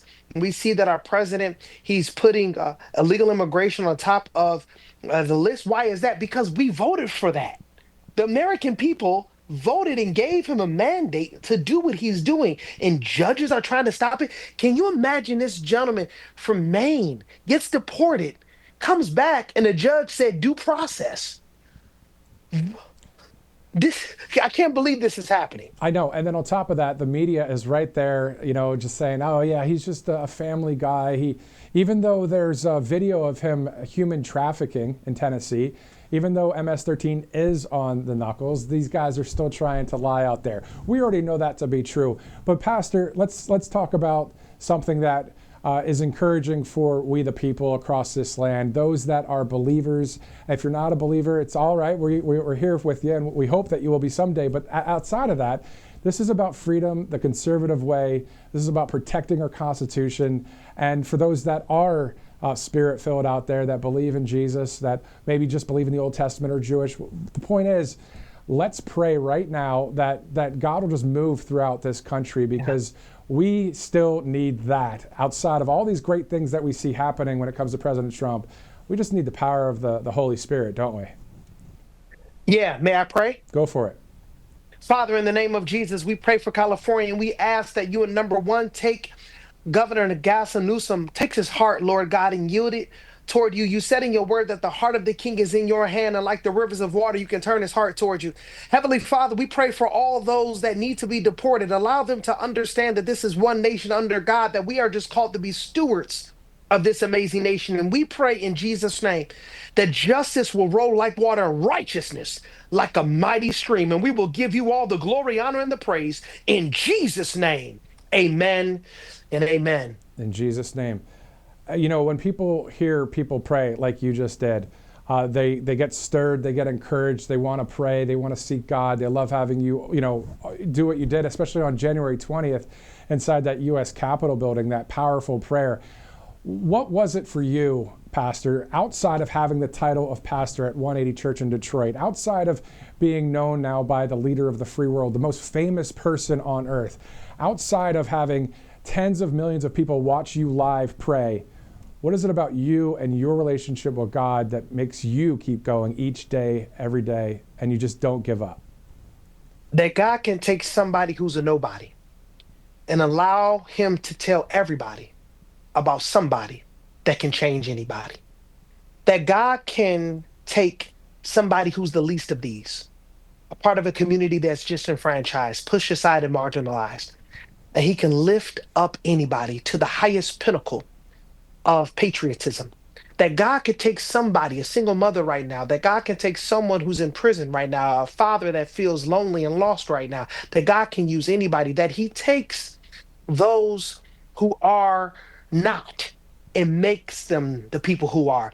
That's what my whole story is about. And I believe that that's why God selected me, because he can use a donkey to lift him up, like he did on that Palm Sunday when he came in with that donkey that lifted him up. That it's all about Jesus, that he wants his name known throughout all the earth. And if you don't know who he is, you can know him as your Lord and Savior. That's so true. Pastor Lorenzo Sewell, 180 Church, Detroit, Michigan. Sir, thanks for your prayer, your insight, your encouragement. We'll see you again soon right here on Right Side. God bless you. Thanks. You too. All right, so 123 Monday, June 9th. Always good to pray a little bit on TV, on conservative media, on news. That's just not something you'll see on the other side, but who cares? Because a lot of people are saying, I'm sick of watching that stuff anyway. So we just really, a lot of times put our heart on our sleeve here at the network. We really just pour it all out there, because someone named President Trump did the same thing when he was running for office back in 2015, 2016. And we saw, hey, if this guy, the leader of the free world running for president, could just tell it like it is, well, so can we. And so that's why I'm looking forward to Thursday at 6 o'clock, the Voice of Reason show with Robert McNeily. That's happening. And then right here on RSBN Live, we're talking about a lot of different events that are happening, current events. And of course, we cover what's happening, just like today, in just about 36 minutes from now when we go to the White House and hear from President Trump. So this is not business as usual in conservative media. This is not bring on a powerful guest, which we haven't yet. Maybe we will someday, Stephen Miller, like I saw the other day on a network. And he, talk about somebody that puts it all out there. Stephen Miller, man, a rock star. And he's saying all these powerful points, constant powerful points. And then the host at the end of it, because it's time now, because it's only 3-minute long segment. Okay, thank you, Stephen. Okay, moving on to the next story. It's like, hold up. You can't say anything about what Stephen Miller just said about our country and the serious situations we're dealing with, and you're going to just move on and play TV? Anyway. I'll tell you how I really feel in a second. No, I'm kidding. So it's 1:25, Monday, June 9th. We have about 5 minutes till the bottom of the hour. And guess what? That's RSBN host Christina Loren will join us from Nashville, Tennessee. Looking forward to hearing from her. Always a fun conversation with Christina. Also, RSBN host Megan Kohler. Remember, she was in Pittsburgh just the other day at the rally. She'll be joining us live on Thursday coming up this week. And, we interview a lot of different people all throughout the week and throughout our broadcast here. So we look forward to more of that as we continue our live coverage on Right Side Broadcasting Network. And I'll be very transparent with you. Over the weekend, while I was looking at all of this Los Angeles coverage, it really kicked me into a gear of just that raw journalist side. There's a lot of times that we talk about, why we like President Trump or why we want a common sense president, the people's president, why we want the Constitution to be the law of the land. But it's been a minute since I really dove into a story like what I did over the weekend with Los Angeles. And it really lit a fire in me to just continue to report what's going on and dust off the cobwebs. Over the years, you get through just the same old stories, but you know that in mainstream media, you don't really get to share the truth of really what's happening. But to be able to have that 1-2, figuratively speaking, punch where you're able to say, you know what, I love God, I love Trump, I want to win, I love all the people that are out there, that when we interview you guys at those rallies, like this isn't just something we do just for kicks. I mean, this is the real deal. We love talking to you guys. And the point is, looking forward to June 14th. Robert McNeily is going to be out there live in D.C. for this parade, and he's going to talk to we the people. And this is something that we just are going to continue to do here in conservative media here at Right Side Broadcasting Network. So just grateful to be able to do that day in and day out, and be here with you guys as we move forward as a team. And hopefully other people that may not be on the right side of history would just say, you know what, it's common sense. I do want to have more safety in my country. Or, I heard that guy pray before, maybe I will believe. Whatever works. Sometimes it's the small things. If it impacts one person for the glory of God, but also for our country, I think that we're doing a great thing. And again, none of this is on a teleprompter or anything. It's just from the heart, because why not? Because I know that you guys have been, and I have been, so sick of the same old talking head reading from a teleprompter on the network news for the past 40 straight years. And then they've come to find out that all they've been doing to you is lying to you and looking you in the eyes in your living room and saying, thanks for joining us here on such and such fake news network. Here's the news of the day. And they would straight, bold-faced lie to you. Those days are over in conservative media. Thank God in heaven for that. It's 1:28, Monday, June 9th. All right, let's go on and see. Hopefully, Christina Loren will be joining us here any minute from now in Nashville, Tennessee. Of course, President Trump, will be seeing him a little bit later as well from the White House for this event that starts at 2 o'clock. We can look specifically in a number of posts from the White House as well about the big, beautiful bill. Before we do that, let's take another commercial break. We'll be right back here on RSBN Live. Welcome to Right Side Broadcasting Network, your trusted conservative news outlet. At RSBN, we deliver the truth when the mainstream media falls short. Since 2015, we've proudly broadcasted every single one of President Trump's iconic MAGA rallies, bringing you the excitement and energy live before anyone else. By watching RSBN, you get an unfiltered front row view of the action on the ground. We interview the crowds to give a voice to millions of Americans just like you.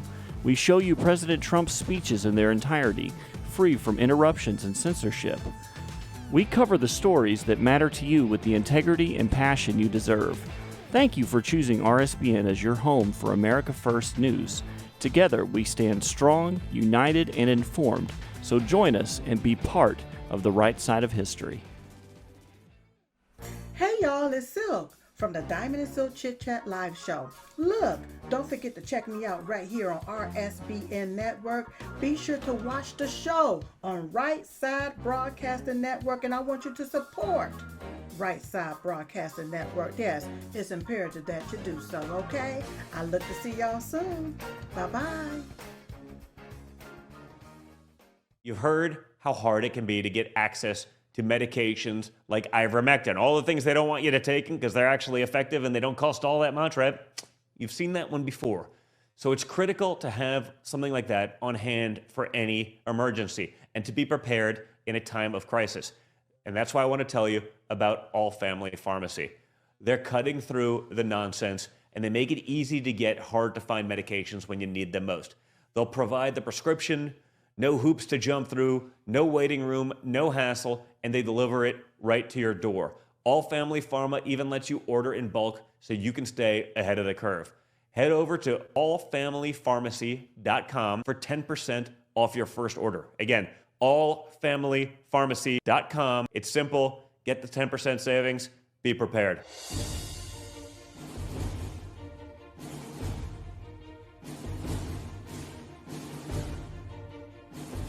To celebrate our newest launch, Rev 7, I'm bringing you an amazing introductory offer, plus an exclusive overstock sale that you're not going to want to miss. Rev 7 is our premium energy drink that tastes great and gives you energy all day with no jitters and no crashes. That's because there's no sugar and no caffeine. I'm so sure you're going to love Rev 7 that for a limited time you can try our 3-pack absolutely free. Or check out our Percale bed sheets. I can't believe I'm even going to say this. Every color, every style, every size, only $29.88. So go to mypillow.com or call the number on your screen. Use your promo code to save 20% on our Rev 7 12-packs or try our introductory 3-pack absolutely free. And our Percale bed sheets, all sizes, only $29.88, even the queens and kings. Inventory is extremely limited, so order.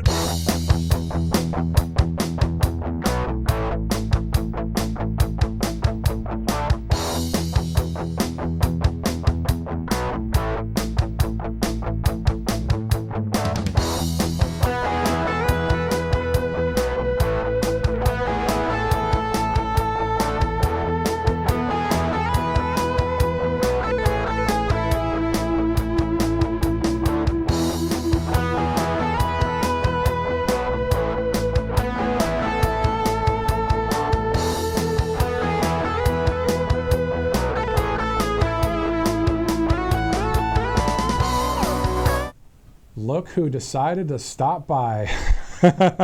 Robert McNeily. I was in on work on time. You just wanted to keep going. So.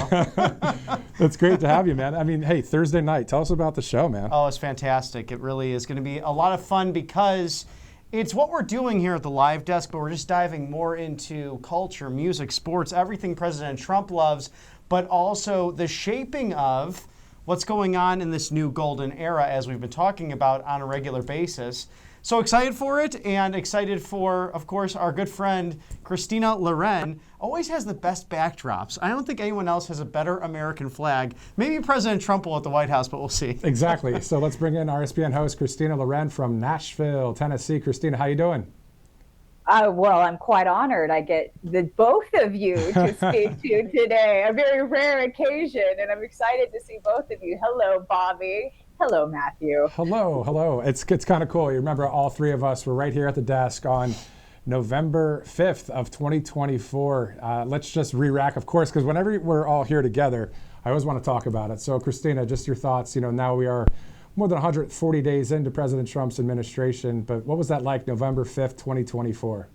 4 months later, it's all the emotion, everything that came with that night, the celebratory moments that we all had a chance to share together, coming to fruition now because President Trump has lived up to his promises. I truly believe in the big, beautiful bill as well, hoping to get that passed by the 4th of July, Independence Day. And so I think that it was all worth it. Everything that we poured out, our hearts, our souls into letting the public know the truth about President Trump and the truth, more importantly, about who Kamala Harris was and what kind of a leader she would have been for this country. It was all worth it. And it is kind of nice for everything to come full circle and to be able to speak with both of you.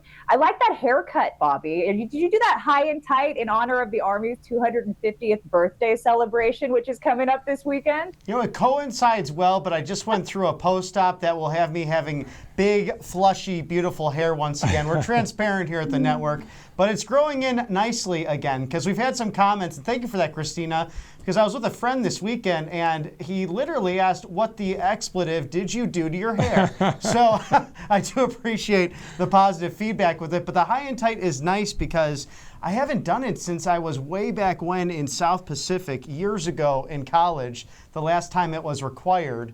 And even then, I don't think it was this low, but nice for the summertime, nice for 250 years of the Army. And Christina, you have that beautiful flag behind you, as I mentioned. What is your forecast, no pun intended, for now 7 months into this golden era? What are some of the highlights that you've seen, and what are some of your favorite executive orders and legislative initiatives that have come out of 1600 Pennsylvania Avenue?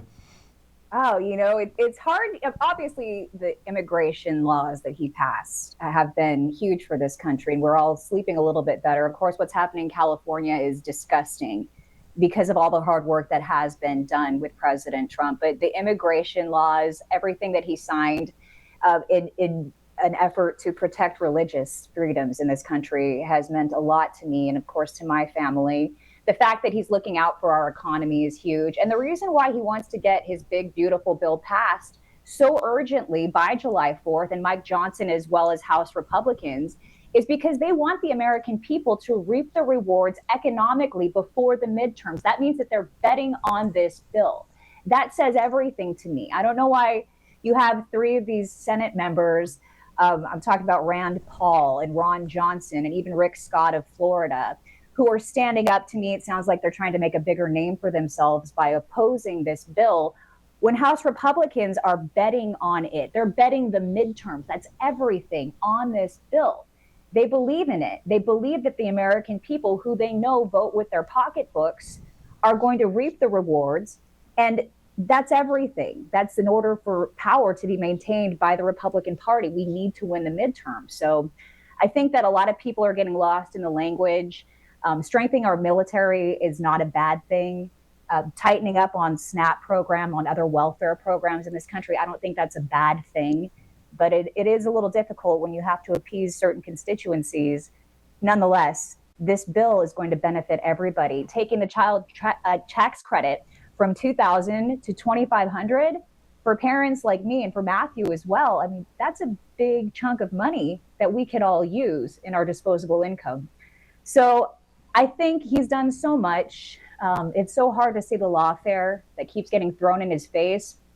Just up the road here in Nashville, we have our great friend Kilmar Obrega Garcia being detained, and just watching how he was brought back from El Salvador and everything that has surrounded that case. This is a dangerous criminal. I mean, I'm a mom of a 5-year-old boy. Knowing that this guy is just up the road, it doesn't set well with me. And watching Nashville, the county, even the city, making these decisions that are so liberal in nature, it's offensive to me. This is a red state. Just because you got these big cities with Democrats in charge, it doesn't mean that they're doing what's right for the surrounding communities. They're all just trying to make a name for themselves, it seems like right now, and sadly, at the people's expense. Yeah, the Nashville mayor, Freddie O'Connell, man, what a great person that is there in Nashville. You know what's weird about Tennessee? It's like such a great state. Nashville's Music City, USA, but then you've got Davidson County there with just a few of those, city council members and the mayor leaning left, trying to pull a country town like Nashville left. It's ridiculous. But anyway, let's go from Nashville to Los Angeles. You're from LA, right? I am from Palm Springs, which is just down the road. And of course, it's when you're that close in California, LA has a lot of influence. It had a lot of influence on the way that I was raised. I am so devastated to see what's happening to law enforcement, to members of the California Highway Patrol, of the Los Angeles Police Department, the way that they're being treated, seeing these rioters taking crowbars and lifting up pieces of concrete, these slabs, and hurling them at law enforcement or setting cars on fire. And of course, whenever you have this type of behavior, looting goes hand in hand. This happened at Home Depot. This is happening at local establishments. And what's so scary about this, and Gavin Newsom's recent lawsuit, the state of California is now filing against President Donald Trump because he sent in the National Guard when clearly the local law enforcement was so pressed they couldn't handle the situation anymore. What's so scary about this is that there is likely to be copycat riots in other big cities, just like we saw during COVID, just like we saw during the George Floyd rioting. This sets a terrible precedent. And when he says that the reason is because President Trump is essentially fanning the flames by sending in more law enforcement, by sending in the guardsmen, that's tantamount to saying that the fire department is responsible for the fire that they show up to put out with sirens and flashing lights. It's the fire department's fault. No, they came to put that fire out. They are the response. It's like saying that the shepherd is responsible for the wolves attacking. It is so dangerous. And then you look at the homeless situation in California, which is heartbreaking. You've got men, women, and children, many veterans living on the streets. They can't get hot meals 3 times a day. And instead of helping American citizens, he's fighting for people who came into this country illegally and smuggled fentanyl, which is exacerbating the homelessness problem. And he's not helping his own people. And he's doing it for political posturing. He's putting politics before people. And it's infuriating to me. And it's so sad because California used to be an area where you would look for the best innovations to come from. And now it's just, you look at the streets, they're covered in tents, they're covered in needles that have just been thrown on the floor. And that's what's happened to my home state. And it is heartbreaking. And yeah, he just wants to win an election. Really a tragic situation going on in California. And to your point, Christina, it's really interesting who we elect in this country, whether it's a red or a blue state, but we see these cities really falling apart because of these leftist blue mayors. And I think of people like Dennis Kucinich, who was actually at CPAC.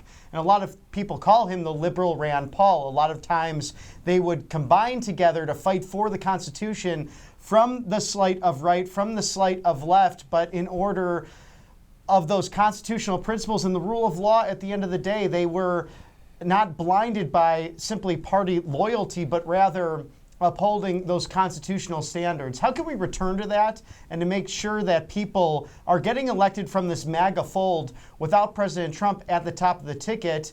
It's sad to say, I don't want January 2029 to come right around the corner, but this is likely his last term. So how does this Republican momentum continue to be that of we the people? You know, I love Marco Rubio, and I think that President Trump leans on him because he sees how intelligent Marco Rubio is. He's been in the Senate for a long time. And, you know, J.D. Vance, to see that ticket, the two of those men team up would be amazing. I would love to see that. I think that President Trump would be able to continue to perpetuate what he's already begun by advising them along the way. I also think that he's interested in Don Jr. being a contender as well. And of course, you know, the apple doesn't fall from the tree, and it's a great situation in this case. But I think we've got to get rid of these radical left governors. The Tim Walz has to go. Gavin Newsom has to go. When people have an opportunity to reelect, they're going to consider, I mean, one of the reasons why President Trump won was because of the riots, was because of the lawlessness. That's part of the reason why he won. Now, instead of learning from that, Gavin Newsom is perpetuating it and potentially trying to encourage other big cities to follow suit for the lawlessness to continue and to get worse.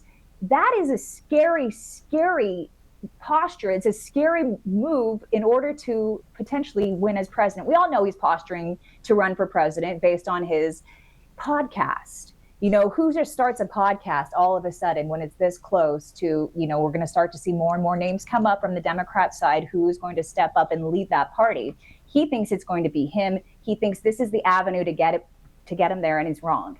And he's only going to hurt Americans in the process. And this is on the heels of the terrible wildfires in Southern California. Then he has the podcast. And I can only talk about the guy so much. I mean, he's so on the opposite side of where President Trump is.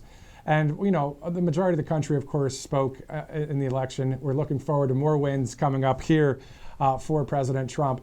Let's look at that 30,000-foot view once again at the Great Reformation of America. We've got the 20 core promises that we've seen from the RNC, from President Trump. Number 1, to seal the border. Number 2, the mass deportation operation. Christina, do you think that everyone kind of realizes the time we're living in right now? I know they do, but do they really? I mean, there's a lot of reformation happening in this country. And it all coincides with some of these major international conflicts as well. Seeing what's happening in Israel, watching Iran, watching Russia, what's happening there. There's so many different things at play. If you're a religious person, it's pretty hard to ignore the end time signs that were promised in the book of Revelation. But I think that most people in this country, just keeping it domestic, I think that they understand that this was a dangerous precedent that Joe Biden, who God only knows who was actually leading the country when he was in office, that he set. And especially when it comes to the fentanyl that was pouring across our border, or the children who were illegally trafficked in this country under his watch, that people were raising the red flag and saying, hey, this is happening, and he did nothing about it.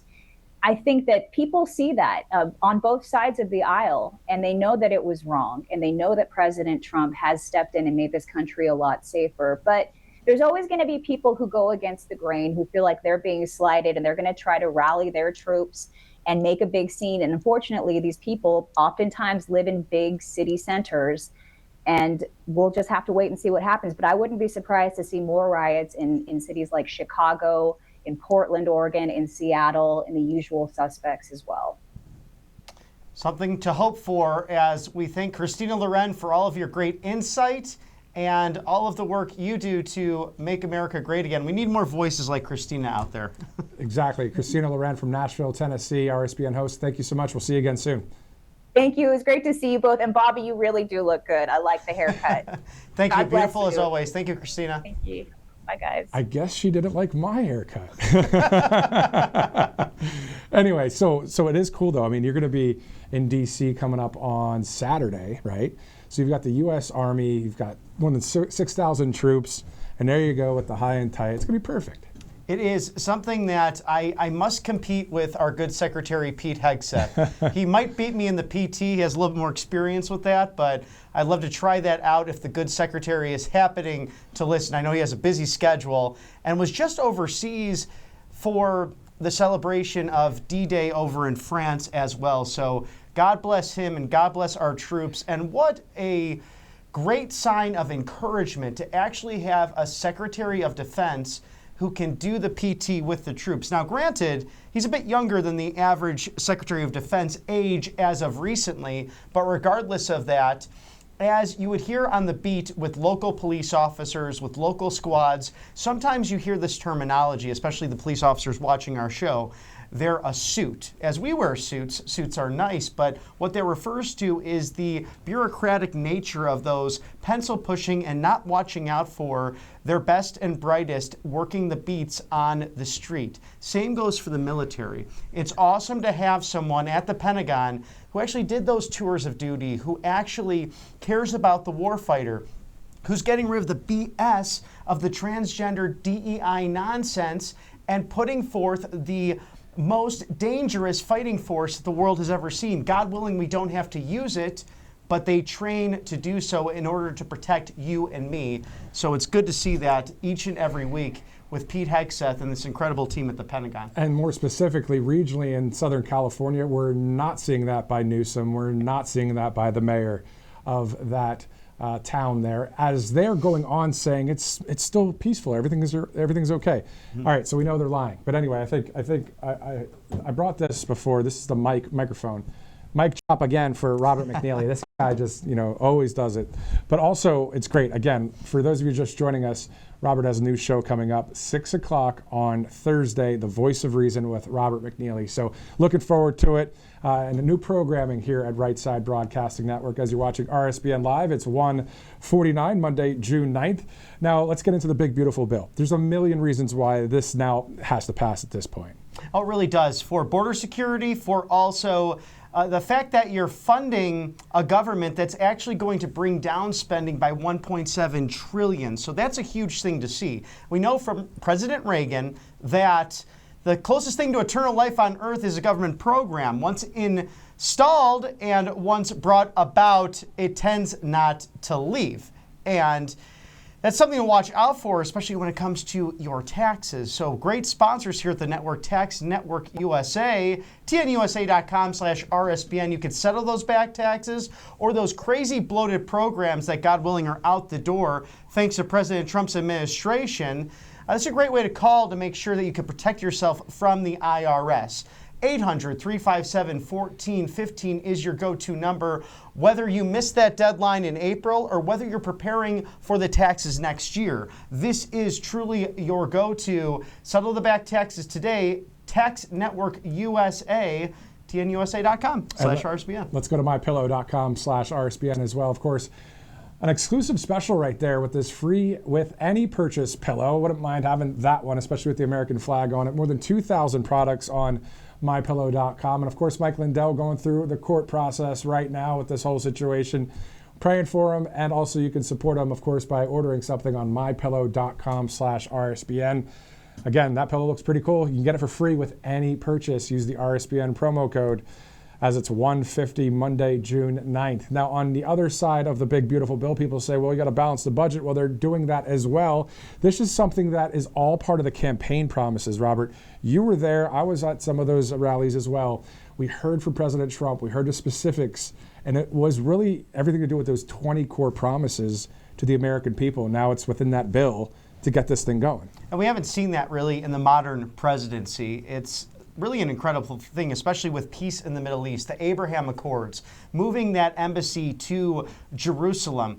Every living predecessor of Donald Trump promised that to the Jewish people. They did not deliver. It's proven that the two-state solution really will not work because of how extreme Hamas, Hezbollah, and quite frankly, some of the Palestinian leadership has been over the course of the rebuilding of Israel post-World War II in 1948 when it became the modern state of Israel.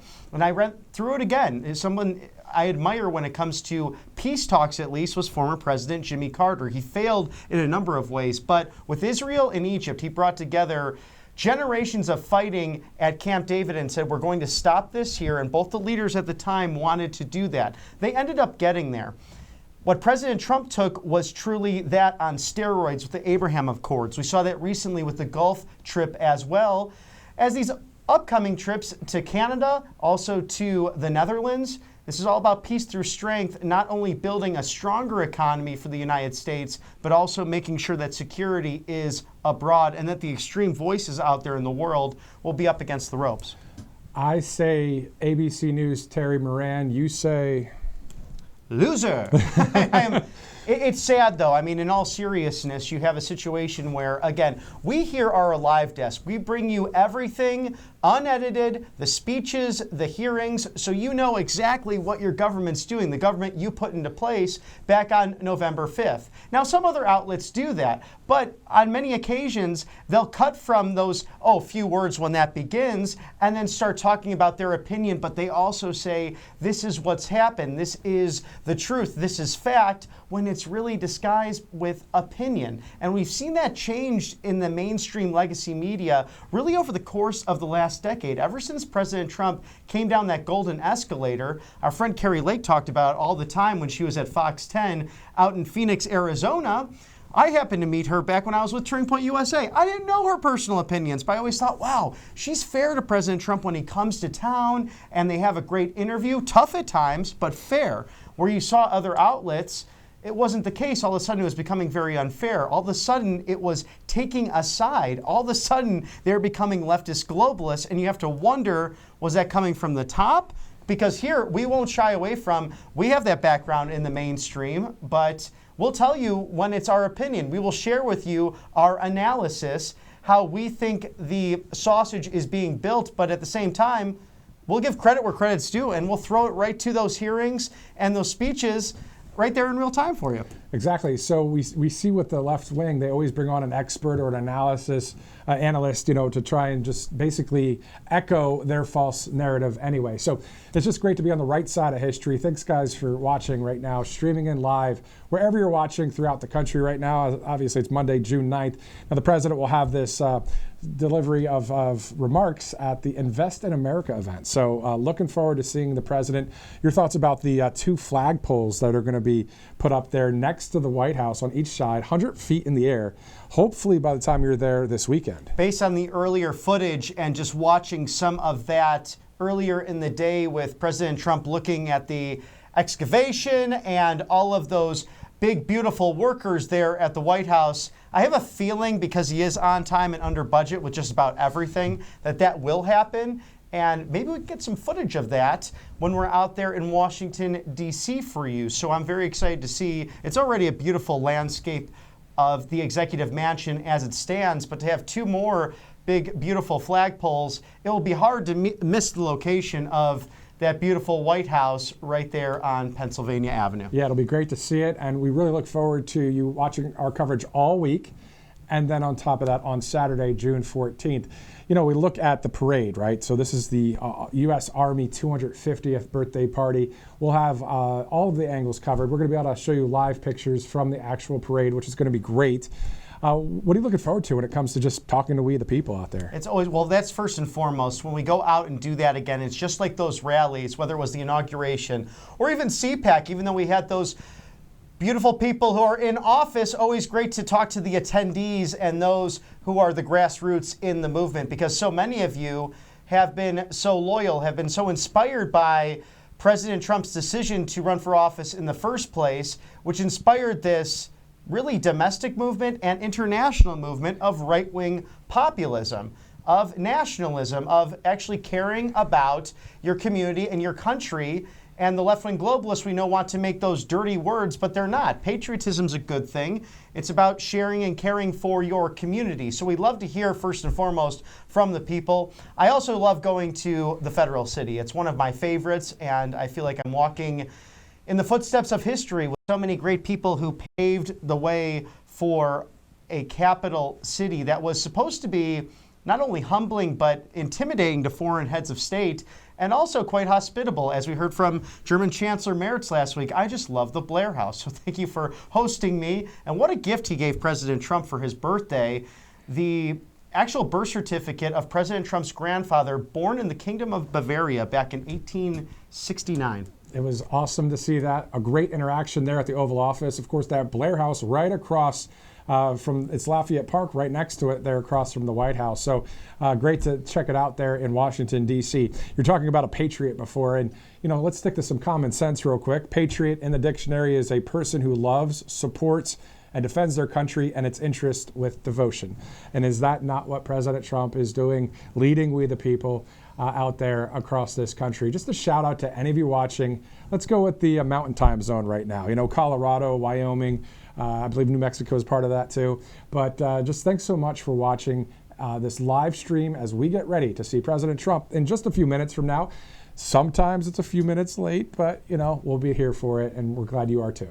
Someone who's hard at work, and it will go down as one of the most incredible movements in all of American history. And I think because he was a private citizen, of course, people knew him as a household name. And we'll also have a presidential series on the show Thursday nights, just getting ready for 2028, because it really is right around the corner. And I think that's the big thing as we interview those grassroots leaders, including Michael Thompson last week, who's taking care of the Flotilla Parade down in Fort Myers Beach, Florida. If you were catching some of our Friday coverage, he'll be doing another boat parade for Flag Day, and sadly we can't cover it live right there, but we'll be having him back on the show to talk more about it. But he was enthusiastic about 2026, 2028, and what's to come with this big, bold, beautiful movement, because it goes on now from just the person who came down the golden escalator. But generals have been able to ascend to the presidency before. In recent years, we picked governors, we picked senators, people in public life. And although Donald Trump was a household name, he always did it through business, through entertainment, through golf courses, through real estate. And he took all of that knowledge and that background and is now doing this job for $1 per quarter. It's wild. Amazing stuff. It is amazing. It's amazing to have a common sense, we the people leader in President Donald Trump. Let's talk about that great reformation of America. As you know, you've ran into Nigel Farage of the Reform UK Party. We see this word reform and reformation. We're seeing that literally every day with this White House, aren't we? Well, we really are, because you have subject matter experts who are the cabinet members who are discussing these things. And in these meetings, there's open dialogue. No one will get upset. There's respect, and people who have been in all different ranks of different parties throughout the country. You think Tulsi Gabbard, she's now left the Democrat Party, frankly, because she was pushed out. But just a few years ago, she was the vice chair of the Democrat Party and ran for president in 2020 as a Democrat, and now serving in President Trump's administration. These are bold, beautiful, diverse views, and people of all extraordinary backgrounds. And to Christina's point, as we were interviewing her, I happen to agree that that best ticket will be J.D. Vance and Marco Rubio. And as they were pictured with their first official visit together with the Pope since being elected, those three American stories are so uniquely American. To think of the titles they've risen to, but it's not out of vanity, it's not out of spite, it's out of humble service. And if you look at their backgrounds, they're the kind of people who want to break bread with everyone, whether it's the Pope sleeping on the ground in Peru as an Augustinian missionary, or Secretary of State Marco Rubio's father, who worked 3 jobs diligently to not only get him to where he needed to be, but to raise his family. And Marco would tell this story. I can remember my dad coming in late at night. Sometimes I'd hear him around midnight, and he'd say, Marco, just stay asleep. You got to study for school the next morning. Just that devotion to family. And then, of course, J.D. Vance's story. I don't have to replicate that and talk about that even more necessarily, but he came from the impossible in order to earn a JD, in order to go to his dream school of The Ohio State University, to meet his dream woman, Usha, who's impressive in her own right. And he delayed all of that by serving in the Marine Corps starting at 18 upon graduation from high school.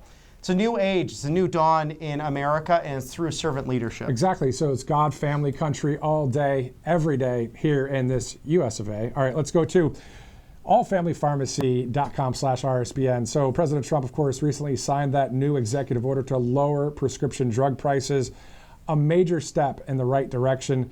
But All Family Pharmacy, they're not waiting around. They already dropped their prices, so 20% off up until June 30th, so Americans can start saving right away. So they have over, more than 200 essential medications. You're talking hydroxychloroquine, ivermectin, methylene blue. I didn't even know I could say all those words together, that fast before, but that is popular, the methylene blue, the ivermectin, and that kind of thing. In time-tested commodities that not just solve the recent viral and bacterial threats, but have dated back years and years and years, so a great option, low cost as well. Also, emergency medical kits, antibiotics, always smart to have your medicine cabinet stocked, because think about those nasty storms that have hit us really since Election Day, in and around that, Western North Carolina, Tennessee, Georgia, our neck of the woods down here in Alabama, all affected by those storms over the course of these last few months. Imagine if you had your cabinet empty. Imagine if your pharmacy shut down. What if the electricity goes out? This is why All Family Pharmacy started, to make sure you have access to life-saving medication. So go to allfamilypharmacy.com/RSBN, RSBN20, 20% off now through June 30th. Exactly. So no insurance, no waiting room, just fast, reliable access to the medications every household should have stocked. All Family Pharmacy works with licensed doctors and ships directly to your door. If drug prices are finally coming down, this pharmacy is already leading the charge in helping people stay prepared. There you see it, allfamilypharmacy.com/RSBN. I say Colonial Metals Group, and what do you say about that? I say after you take care of your health, make sure you take care of your financial future. And it's smart to save for retirement, and there's properties, there's assets. Of course, I'm sure many of you have an IRA, 401k plan, but why not back that with gold and silver, those tangible metals? And as excited as I am about crypto, I literally have 3 group friend texts talking crypto every day. That's how obsessed we are with it. But that could be deleted willy-nilly. It's invisible. This is not. Tangible gold and silver, it has been the time-tested commodity since the dawn of human trading. Think about the East India Company. What would you trade in? Well, it was those gold pieces, those silver pieces that were hot commodities way back when in order to get that spice. And let me tell you, Mr. Director and I know a thing or two about that, listening to those fun podcasts out there. But Colonial Metals Group, scan that QR code now. Shield your savings today, freegoldguy.com/RSBN. Smart to do, because regardless of who's in charge, you have outlets like the Chinese Communist Party who want to inflict manipulation on their currency, war games with Taiwan. They were just buying up our primetime farmland around our military bases. Thank God President Trump and Republican governors put an end to that. Regardless, gold and silver can save your retirement today. freegoldguy.com/RSBN is the place for that info kit. All right, so it's 2:04, Monday, June 9th. We're going to go to the White House as soon as we get a live feed of that, and we're going to have the entire event. It'd be great to see President Trump today. Not a bad way to start the week, even though this past weekend has been quite tough to watch. But, you know, we see that the National Guard's out there, the Marines are on standby, the Customs Border Protection agents, the ICE agents, law enforcement doing the best they can, and they're going to do great, because that's a lot of people and a lot of strength there in Los Angeles. All right, so this Invest America Roundtable, according to Karen Levitt, the president will highlight the $1,000 Trump account, which is an investment for American kids, all within this mega bill. So we'll get to more details coming up. Okay, so for those just joining us right now, June 14th, again, the Army trip's going to be great because it's the 250th parade for our U.S. Army. So looking forward to it. Also happens to be President Trump's birthday that day, which he's been downplaying. I'd like him to upplay it a bit because we should celebrate that as well, Mr. President. But also something we're celebrating today, this Monday. Always nice to be with you, Matthew. A pleasure. We don't get to be on air together as much anymore, but I hope you like that, the viewers at home, that a little Monday surprise for you. Yeah, exactly. So I was starting out the broadcast solo at, what time was it? 12 Eastern. And I'm rambling on, and there you go. And then I hear that Bobby's here. I'm like, let's bring him on. Let's go. But again, for those of you just watching, again, Thursday, 6 p.m., the voice of reason, starring right here, this guy. But at the end of the day, it's not really starring. It's you're putting your heart out there for the American people. Right. It's all about getting a broader message to you, and for you to get access to people that other legacy media probably will not air. In fact, our first guest, you may have not heard of him, and I'll leave that for this upcoming Thursday and future events, because we want you to know about what's happening in your neck of the woods and what might potentially affect you down the line. That's why we'll have a presidential series. That's why we'll dive deep into culture and politics and music and sports, as well as other things that might be of interest to you. We're different here on the right side of history, first and foremost because a decade ago, we went out to the rallies and actually interviewed the people. And when legacy media started saying, no one's coming to a Trump rally, what's this? This is an absolute joke. Well, nothing could have been further from the truth, because you showed up in droves over the course of this movement, and it grew in momentum. And I can remember way back when, a decade ago, when President Trump first came to Chicago, the amount of people that were there, thousands and thousands. And I thought, wow, we haven't had a Republican candidate for president inspire Chicagoland in my lifetime. And this is why we brought that all to you as the Rally Network. We now are this live desk for you. So this is just enhancing that. Prime time every Thursday for your viewing entertainment.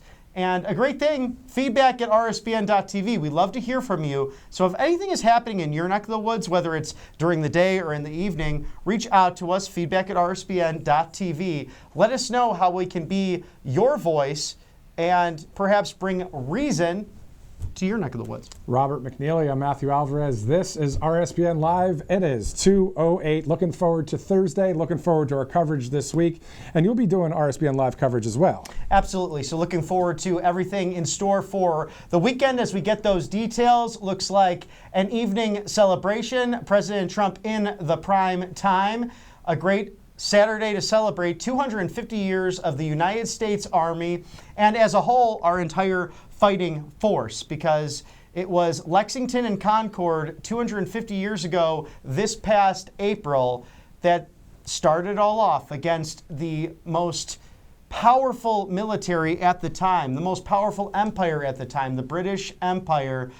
And they were surprised by a group of militia who literally took up arms to stop taxation without representation, to stop psychotic King George III, and created this free constitutional republic. It was not easy. Great to reflect upon all these years later. And I wonder often, Matthew, did our founders envision from sea to shining sea? We saw that Thomas Jefferson got the ball rolling, but then, at that point, at least the father of the country, George Washington, did not live to see that. I wonder how many of them thought it could go that far, but it did. And I'm glad it did. And it's also great to have President Trump in office, someone that echoes the sentiment, echoes the heart and mind of George Washington, Thomas Jefferson, Abraham Lincoln, and others. And I was thinking about Paul Revere as well. I mean, what a patriot himself. So, yeah, looking forward to this weekend, Saturday, the 250th anniversary, 1775 to 2025, of course, and beyond for the U.S. Army. We'll have live coverage right here on June 14th, this coming Saturday, but it's only Monday. So we have a lot of coverage yet to get to before we get to Saturday. We'll be going to the White House as soon as we see that live feed for you here on RSBN Live. Also, we were saying at the beginning of the broadcast, thank God for ICE. Thank God for the National Guard with the situation in Los Angeles. Oh, absolutely. And I think this is the one thing President Trump did learn the hard way. If I may critique for a moment, 2020, we remember BLM. We remember the local police forces really overwhelmed. You had COVID at the time. And actually, I looked back at my Facebook post. You see the memories. So going back to 2020, I remember that Jelly Belly, the governor of Illinois. I criticized him way back then. I criticize him now. He was out there without a mask, and he had the right to do so, not as the governor of Illinois, but as a citizen. He has that freedom of speech to go out and march with those far-left activists who were trying to destroy the nuclear family, who were trying to bring about communism from community to community. He had put all these mask mandates, the hardest being within his hometown of Chicago, but he was out there without a mask on, and someone who was truly, we're being told by the science, as you hear in trivia nights at your local Irish pub, that someone like him was most susceptible to being sick from COVID, especially with the breathing and going to the hospital. We saw a lot of people being put on ventilators at that time. He was out there locked arm in arm in his condition, telling other people that they could not go outside, they could not go to the gym, they could not go to church, and how ridiculous that was. And actually someone I remember in local media asking, Governor, why are you out here when you're not letting other people be out here? And he said, well, social justice takes over in this moment. Nothing could have been more hypocritical at that time. And sadly, as a result, we saw this attack on local police. I can remember the ACAB, all cops are, I won't say the word because it upsets me too much. And President Trump used that restraint. He said, let's see how things play out. Let's let the local forces, state and local authorities take care of this. At the time, I thought he could have sent in the National Guard. So now, lessons learned from the past, no nonsense, no more of this. If this continues to happen, these riots that are usually paid for by paid propagandists, then the federal government's going to come in and help, and they should. Exactly, and that's what we saw. So the National Guard already there, the Marines on standby, not too far. 29 Palms is a town that's not too far from LA. That's where that huge Marine training base is.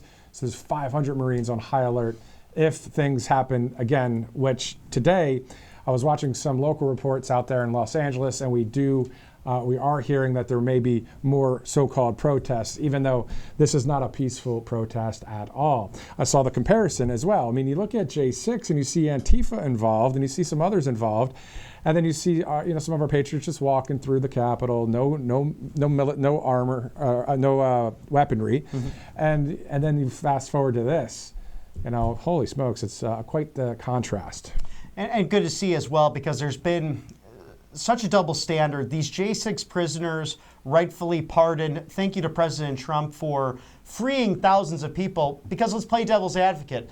Let's say they were criminals. Let's say they were absolute monsters. Many of them were put into solitary confinement, and they were not given their Sixth Amendment due process rights of that speedy trial, rather just left there for dead during the sleepy autopen administration. Miles from the White House, in fact, in these disgusting prisons. And many citizen journalists have gotten the word out there. We met them at CPAC as well. We've talked to countless numbers of these people, and you actually see right then in that moment, do these people really hate their country? No, they were there to use their freedom of speech, and in many situations, it's on camera. The doors were let open to them. They gave them tours around the whole Capitol, and the Capitol, amazing. Where's the people's house aspect of it? But anyway, 2:14 Eastern, getting ready for President Trump there at the White House. Now, we'll see this week, as the schedule comes out, and let's give some inside baseball on how everything works throughout the programming that we have here at Right Side. So we will get from the White House an email, just like any press does, on the press guidance on what's happening that day with President Trump. So sometimes we'll get it the night before or in the morning, and then we adjust our schedules here at Right Side to bring you this live event coverage. So that's kind of how it works, and thanks for being flexible as we kind of navigate. As you said, it's like a fluid situation. This is live, the live desk. This is RSBN Live, and we're glad to bring this to you here on Right Side. Let's take a quick commercial break. We'll be right back here on Right Side Broadcasting Network. Welcome to Right Side Broadcasting Network, your trusted conservative news outlet. At RSBN, we deliver the truth when the mainstream media falls short. Since 2015, we've proudly broadcasted every single one of President Trump's iconic MAGA rallies, bringing you the excitement and energy live before anyone else. By watching RSBN, you get an unfiltered front row view of the action on the ground. We interviewed the crowds to give a voice to millions of Americans just like you. We show you President Trump's speeches in their entirety, free from interruptions and censorship. We cover the stories that matter to you with the integrity and passion you deserve. Thank you for choosing RSBN as your home for America First News. Together, we stand strong, united, and informed. So join us and be part of the right side of history. Hey y'all, it's Silk from the Diamond and Silk Chit Chat live show. Look, don't forget to check me out right here on RSBN Network. Be sure to watch the show on Right Side Broadcasting Network, and I want you to support Right Side Broadcasting Network. Yes, it's imperative that you do so, okay? I look to see y'all soon. Bye-bye. You've heard how hard it can be to get access to medications like ivermectin, all the things they don't want you to take because they're actually effective and they don't cost all that much, right? You've seen that one before. So it's critical to have something like that on hand for any emergency and to be prepared in a time of crisis. And that's why I want to tell you about All Family Pharmacy. They're cutting through the nonsense, and they make it easy to get hard to find medications when you need them most. They'll provide the prescription, no hoops to jump through, no waiting room, no hassle, and they deliver it right to your door. All Family Pharma even lets you order in bulk so you can stay ahead of the curve. Head over to allfamilypharmacy.com for 10% off your first order. Again, allfamilypharmacy.com. It's simple. Get the 10% savings. Be prepared.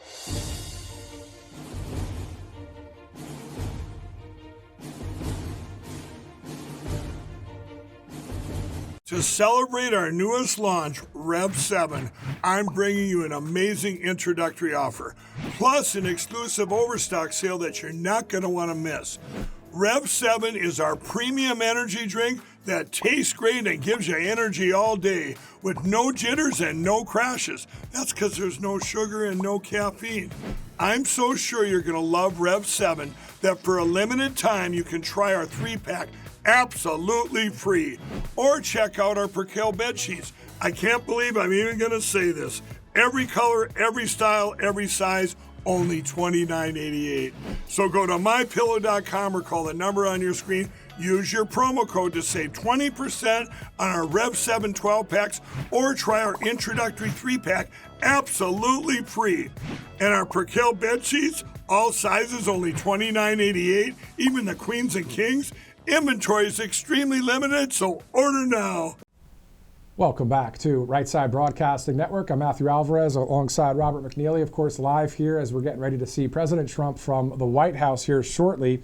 In the meantime, Congresswoman Jasmine Crockett out of the Lone Star State says the following. First, they illegally deport citizens. Then they unleash ICE to terrorize communities. Now they've got the National Guard in LA to silence protesters. She says this ain't about law and order. This is what authoritarianism looks like. The DOD Rapid Response 6 minutes ago says the president has every right to deport those who come to our country illegally. That's because it is, in all caps, illegal. Number two, the president has the right to authorize the National Guard, especially when the governor refuses to protect his people. So, this back and forth. I mean, that's the Pentagon, the Department of Defense with truth versus someone that is a leftist, as you called someone earlier, a loser. Mm-hmm. That's true. It's something that smoke and mirrors, if you will. The left is throwing spaghetti at the wall. It's not sticking, and their spokesperson seemingly is this Jasmine Crockett out of Texas. But I'm personally hoping she does run for president. They do back her because the things she says are just insane and not true at the end of the day. President Trump does have this authority to protect the American people. In essence, it's why the government exists in the first place. It's to protect the posterity and your legal rights given to you, granted from God, ultimately. And she is just flat wrong about this. I don't want to put the cart before the horse on this, but still, in 28, 29, it's going to be truth versus lies all over again. It's going to be the right decision versus the wrong decision. It's going to be good versus evil, and hopefully we continue to win just like we won in 24. And she should be concerned about her district in Houston and the danger taking place there with crime-ridden areas. But we don't see so much of a concern with congressmen representing areas where gangs are literally terrorizing the citizens in their districts. Maybe that can change over the course of time. Let's hope so as well, because every American should have that cloak of liberty and freedom provided not only by our founding documents, but law enforcement who wants to protect them in the first place. But it's the people who are duly elected, whether it be at the local level, to state or federal, who have the authorities over those. So we're not just a military triumvirate, if you will, but rather a constitutional republic. But sadly, those on the far left who are in office seem to enjoy this type of lawlessness. Let's shift over to some, not really pop culture, a little bit of sports. Riley Gaines, shout out to you, Riley. She is a superstar, rock star for the conservative movement and to keep men out of women's sports. Unfortunately, Simone Biles says all this stuff against Riley there. But, that's a back and forth argument that a lot of people talked about too. But at the end of the day, what we're looking at is the majority of the country says we don't want men in women's sports. It's kind of simple. And Simone's very impressive in her own right, but let's have a biological male compete in gymnastics against you, Simone. See if you like that. Or maybe let's ask your husband who's on the Chicago Bears. Should he tackle a female? Because you think it should be fair that men and women should compete together. I don't know, maybe that's a good level to ask as a threshold question for her. I don't think her husband will want to do that, but... Yeah, no, exactly. I think what it is it's so unfortunate. You have somebody that's gifted like Simone. She is a gold medalist, a great athlete, Team USA and all of that. And somehow, some way, the woke mind virus thing, whether that's through media, pop culture, the film, all sorts of things, politics, they just brainwashed these people. And she's somebody that unfortunately was a victim of that. But our thoughts and thanks to Riley Gaines, who has literally made a splash, no pun intended, because she's one of the best swimmers out there. But in this world, she did not ask for. She simply was competing at the highest levels. Her rightful medals stolen by a biological man. And she has been someone who... It's now, I think, popular, as President Trump said, this is not an 80-20 issue. And back in Tuscaloosa at Alabama's graduation, he brought it up. This is 80-20, and people were clapping and on their feet, including all the students. But she was in this fight years and years ago when no one was standing with her, when she was all alone telling her story.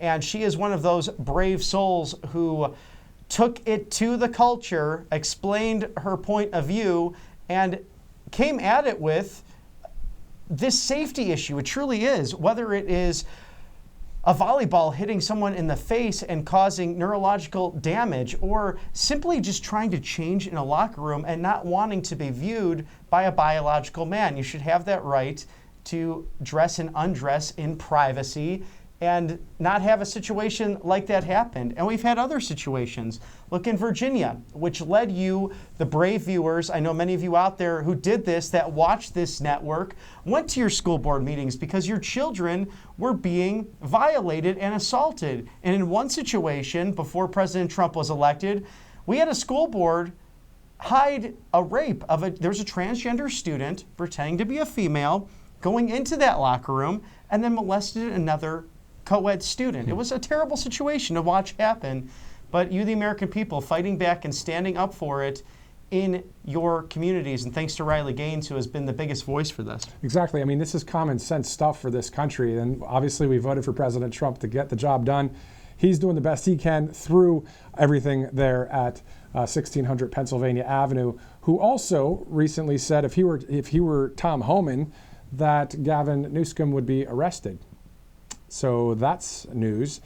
So there you go. DC Drano a minute ago said this, BRB, so be right back. Gonna sneak into Mexico illegally, get welfare benefits and free health care, wave an American flag, burn the Mexican flag, throw rocks at cops, burn vehicles, and then say the Mexican president is a fascist for trying to stop me.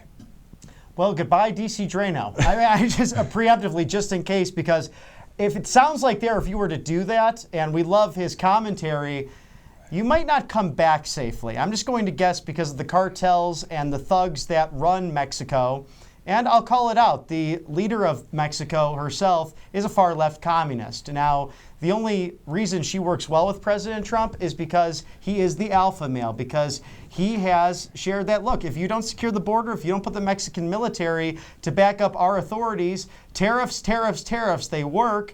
And indirectly, Mexico will help get rid of our national debt as a result. And ultimately, they helped pay for that big, beautiful wall through the tariff programs dating back to the first term.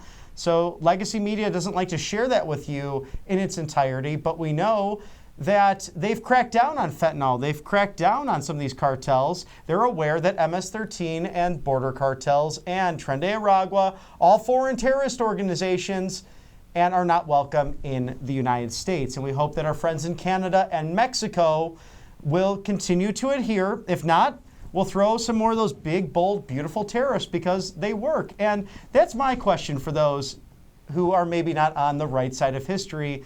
If tariffs did not work, why did 30-plus nations want to come meet with President Trump immediately when he was restructuring the entire global economy? It's proof in the pudding. It's case in point. It's the results, and they're winning results with President Trump. You know, at 2:26 Monday, June 9th, we're hearing that, according to the Gateway Pundit, that a CNN panel was triggered after Trump calls LA rioters insurrectionists. Okay, so good for that person. Breaking news from AZ Intel. California sues Trump administration over deployment of National Guard troops to Los Angeles. Ooh, big stuff there, Newsom. Right. And he said he's ready to be arrested for all of this. And this is someone who is the classic back and forth. He is putting his finger up to the wind, seeing what direction political opinion is blowing. But as we've seen, even his predecessor, Jerry Brown, left California with a surplus. There was high regulation over a decade ago, but this Newsom has spent worse than a drunken sailor and destroyed the Golden State. It's never been in a worse financial situation, and now he wants to be promoted to President of the United States. And California is the 7th or 8th largest economy on its own in the entire world. If you were to take it as its own country, which it once was, it is that large of a GDP.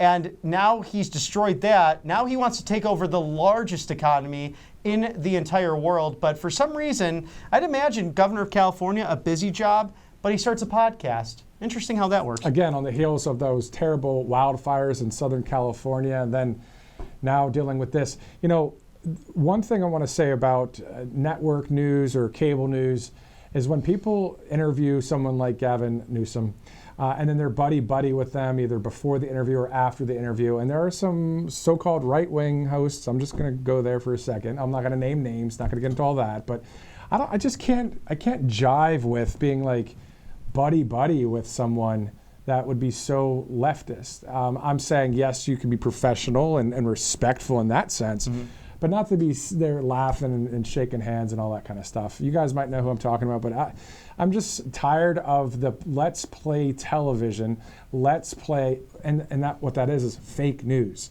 And so I know you guys are sick of it too. And isn't it great, Robert, to be on the right side of history? Oh, it is. It's the correct side of history. And ultimately up to you, the viewers, how you like to digest it and make up your own minds, because we're not going to tell you how to think, but rather bring it right there for you with all of these press conferences, with all of these hearings, so you can see what's happening inside the Beltway and outside of it, so you can make up your own minds. Exactly. So we're going to be seeing President Trump here shortly. It is the bottom of the hour. I believe that hopefully once we see that live feed, obviously we'll go there live in just a second. Now, there is a video. We were talking a lot about international leaders as well and that kind of thing. And there's a video I played earlier that I'd like to play again. Now, here's the thing. If the president shows up live here, we'll obviously cut even in the middle of this video. We'll go directly to the president. But let's go to El Salvador quickly, because last night, President Nayib Bukele delivered a great speech. It's only about 1:30 long, but watch. You have to read the subtitles if you don't know the language there. But check this video out, and again, if the president shows up, we'll go to that right away. But check this out. Pese a los resultados extraordinarios, han mentido todo lo que han querido sobre nuestras medidas de seguridad. Nos han llamado de todo. A mí en lo personal me han dicho dictador en todos los medios que han querido y podido. Desde los panfletos salvadoreños hasta los panfletos internacionales, los más prestigiosos. ¿Saben qué? Me tienen sin cuidado que me llamen dictador.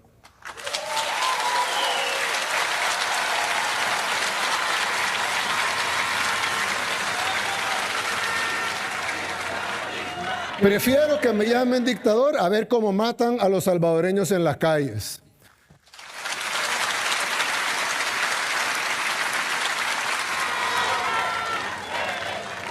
Prefiero estos momentos cuando agarro el celular y veo dictador, dictador, dictador, dictador en las noticias y no ver asesinato, asesinato, asesinato, asesinato, asesinato.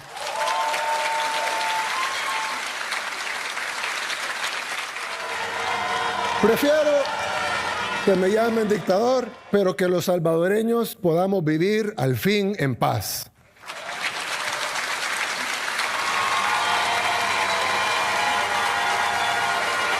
Que se queden ellos discutiendo su semántica y nosotros vamos a seguir enfocados en buscar resultados. Y contrario a las mentiras que ellos difunden día y noche, tenemos más resultados que cualquier otro gobierno en toda nuestra historia. A leader there inspired and encouraged by the leader of the free world, President Trump. So the more we have people like President Trump or President Bukele of El Salvador or Viktor Orban and others, then we have more freedom, right? It's for the free world. So what do you think about what he was saying there, just about the tabloids lying about him? And he's like, you know what, I don't care. Well, they were once the most dangerous nation in all of the Western Hemisphere. They are now the safest per capita. Their country is safer than many of our major cities still. So it has become this tropical paradise. And what I was struck by, another good friend of ours interviewed him a number of years ago when Mr. Bukele's name was starting to come into international tabloids. And he said he asked his government to come together, his form of the cabinet, if you will, to pray for peace, to pray for strength, to turn to God in order to bring safety about in their beautiful nation. And that's how they started the policy. It shook this television host. Wait a second, you actually prayed together as a government? He said, well, of course. We would turn to God in a situation that was nearly hopeless a decade ago.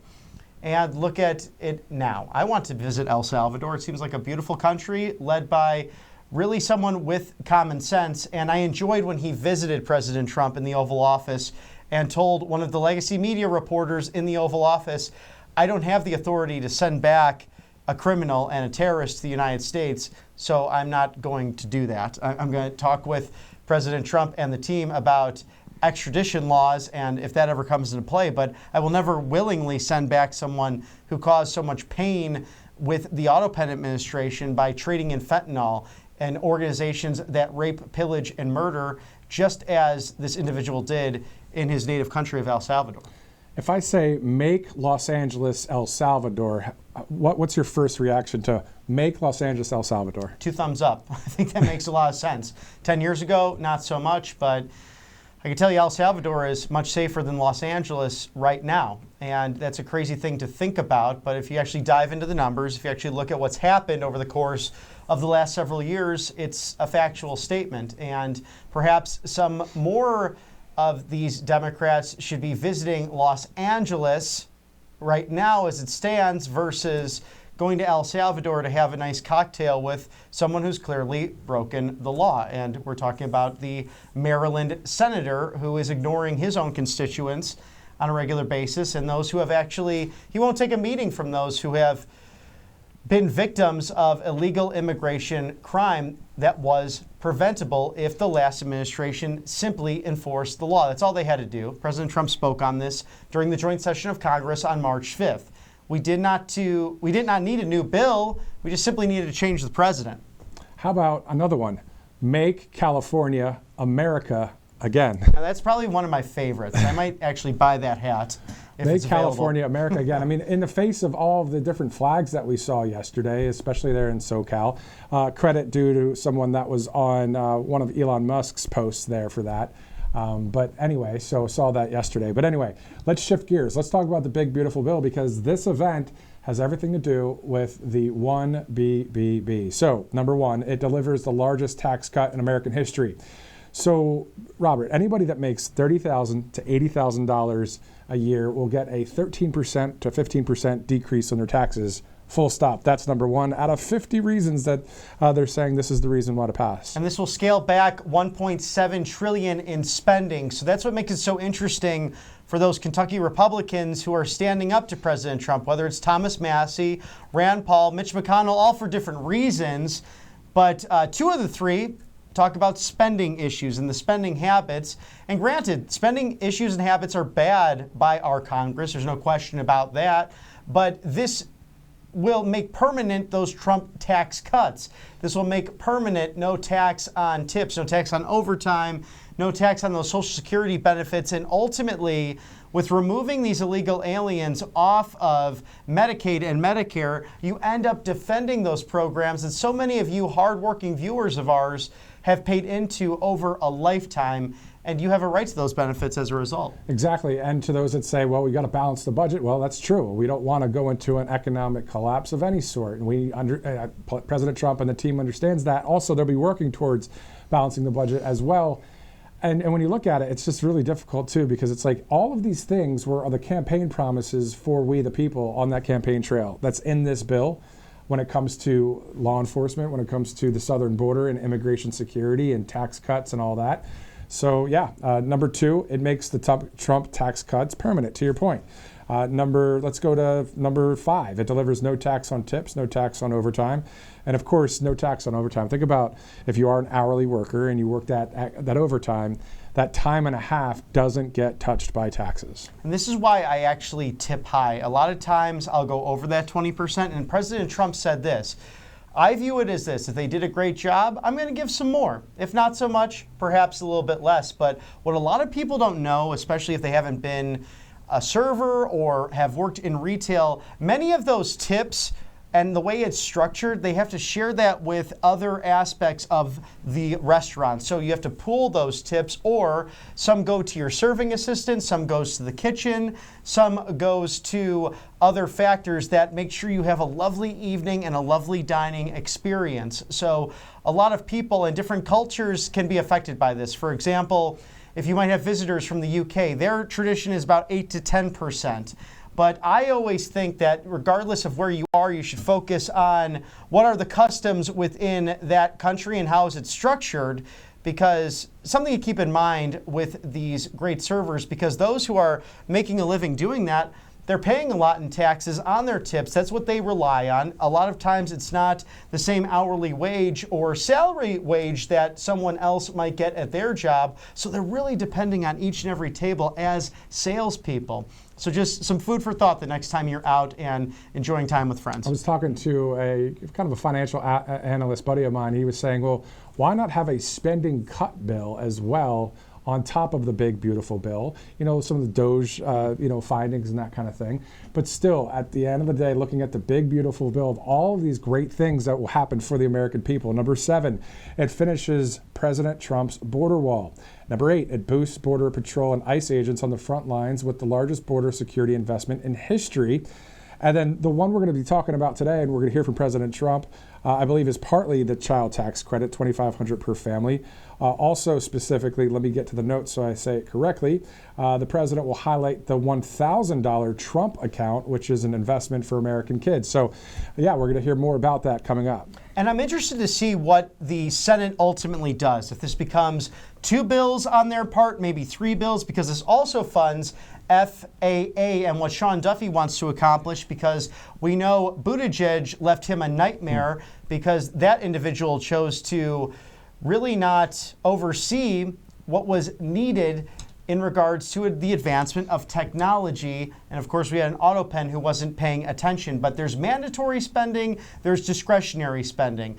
This really, as a one big, beautiful bill, ensures that mandatory spending is covered so that the government lights don't go out at the same time. Again, bringing down spending by $1.7 trillion. That's a huge success item within this bill. But I'm very curious to see how the Senate approaches this, how President Trump seems to be remaining very open to however it's finally presented to me. It would be nice to have it by the 4th of July as we really kick off with this weekend, almost a jubilee year in a sense, from 250 years of the military, the Army specifically, to 250 years of the United States of America come the 4th of July, 2026. And wouldn't it be nice to see a bill like this signed into law and so many successes? At that point, we'll be roughly 18 months into the second Trump term.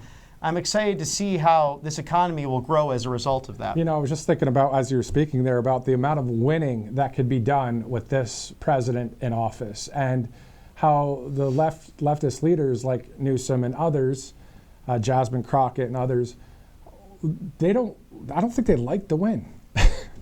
I know it's a simple thought. I think it's a simple thought because it's like, you know, obviously we do common sense here, all right? So, but I just don't think they like to win. They like to lose. I think they actually go, what's the worst thing we can do for this beautiful country? Actually, they wouldn't even call it a beautiful country. Well, I have to share the secret that was in the sauce of Turning Point USA way back in the day. They would ask a question of everyone being hired. Do you like to win or do you hate to lose? Well, those who hate to lose were hired. So I'm sorry to share that industry secret if that's still happening right now, but because everyone likes to win, right? Everyone wants to be. Charlie Kirk is texting you. Right? He's just like, shut up, Bobby, stop talking. It's one of those moments right now that you have to ask yourself that, Matthew, a great point. Does the left want what's good for America? At the end of the day, it doesn't seem as if they do, because everyone wants the trophy. That's part of the problem. Everyone gets a victory celebration, which I have issues with myself. I don't want to raise a family like that one day, where it's good to accept defeat where it may happen, because it then drives you to be stronger and better than you were before. But for the left, maybe it's because they're working in government, maybe because they're far left Marxists, maybe because they want simply the same outcomes for everyone, which is the gospel message of Karl Marx and those disciples of his that sadly still exist, demonizing people from simply wanting to achieve their American dream. And Darwin and others out there. So telling it like it is, RSBN Live. I'm Matthew Alvarez. This is Robert McNeily. Thanks for streaming in with us. Hey, we're here with you. We're waiting for President Trump just like you are. So don't think we're holding back on anything. As soon as we see that camera, we will go to it and we'll have the entire event for you. thanks for hanging tight with us. This was a 2 o'clock event. It's 2:42. You've had to listen to us talk the whole time, but I think a lot of you are saying amen and preach it, brother. Well, it's always fun and great to be back with you, Matthew. A lot of times we're not on together, so it's fun to dialogue through these things on a Monday morning of a big, beautiful week taking place in what's really beginning for most of you, your summer. So congratulations. We hope that it will be one filled with beautiful barbecues, the pool, also maybe some trips perhaps to our nation's capital, a great time of year for it. Although it gets a little warm and sticky in the swamp, a wonderful time to see all of those families together out there with the vendors, and it's all Americana. And we hope to see you on Saturday as we'll be out there in our nation's capital interviewing you good people, but also getting ready for this big, beautiful party. And I'm excited to see what President Trump has in store with the military and countless others to celebrate 250 years of the United States Army. In turn, our military, who at their founding, it was a group of militia. Many of them, thankfully, served in the French and Indian War, but a lot of them simply were farmers who learned from the best, who learned from great generals like George Washington, who led the cause. But when it all began with the Second Continental Congress, this was a near impossible feat, even to get the colonies to agree on everything. I mean, first and foremost, but you had what was people brought together by God Almighty, the Adams cousins, John and Samuel, to John Hancock, Benjamin Franklin, the great statesman, Thomas Jefferson, of course, the father of our country, George Washington, among others, who stood up against tyranny with pledging their lives, their sacred honor, their fortunes to create the greatest constitutional republic ever known to man. And looking forward to sunset or whatever on Saturday when these huge army machines are going by, more than 6,000 soldiers, the patriotic music, the fireworks, all of the things, and of course, a very secure event around that whole area there in Washington, D.C. Looking forward to seeing this great just time of patriotism in America. I mean, it's something that, others are like, oh, well, I checked yesterday. There are a few groups out there that are trying to hold those protest rallies on the 14th. And they're meeting in various spots. As a journalist, I dig. I want to see what's going on. And if there's a few people, okay, whatever, but they'll be way out of the way. It's going to be a great day, Saturday, June 14th, as we're looking live there. That's the state dining room, and we're going to go to President Trump as soon as we see him walk in there. It's 2:45. Let's continue on as we await the Commander-in-Chief. Number 20, it incentivizes Made in America.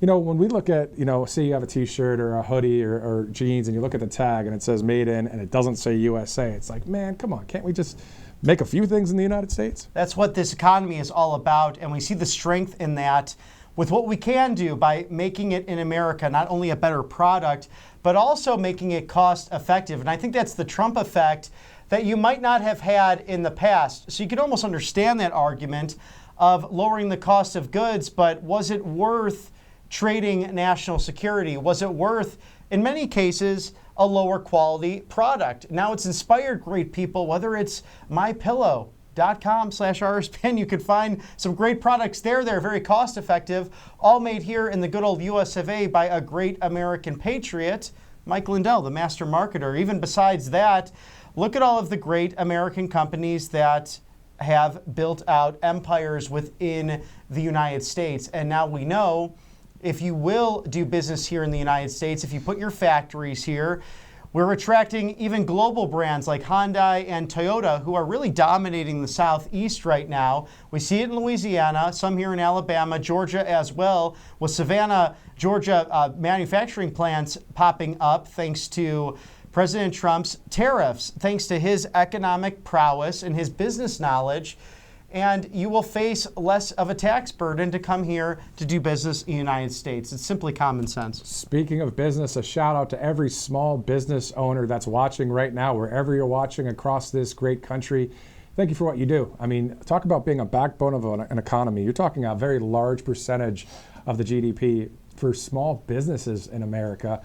Kelly Loeffler doing a great job there as the lead of the SBA. Number 21 has everything to do with what's happening here today. Out of the 50 wins with this big, beautiful bill, it creates new Trump savings accounts for newborns, allowing children across America to experience the miracle of compounded growth. So we're going to hear about that here at this Invest in America event.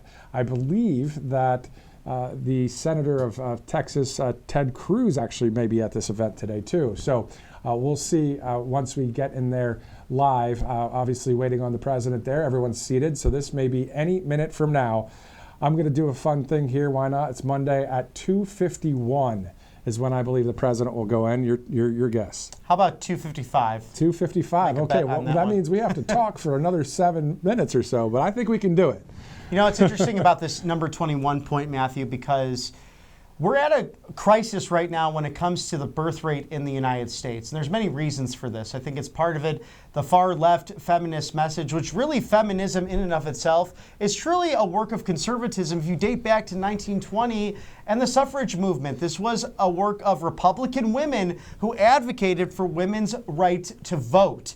And it's been hijacked by the left. It was hijacked by the sexual revolution and all of the far left globalist ideas, the Marxism, that came into play over the course of the last several decades. But people have been postponing marriage for one reason or another. There's also just an economic reality, especially what we found from the auto pen years, or even going back to the Barack Hussein Obama years of a stagnant economy. When I graduated college, many of my friends going immediately into grad school or moving elsewhere just to get a better opportunity and then postponing marriage as a result. So we're seeing people getting married later and later, and then some just not simply reproducing for one reason or another. So what we have now is a birth rate of 1.6 children per each and every individual family in the United States.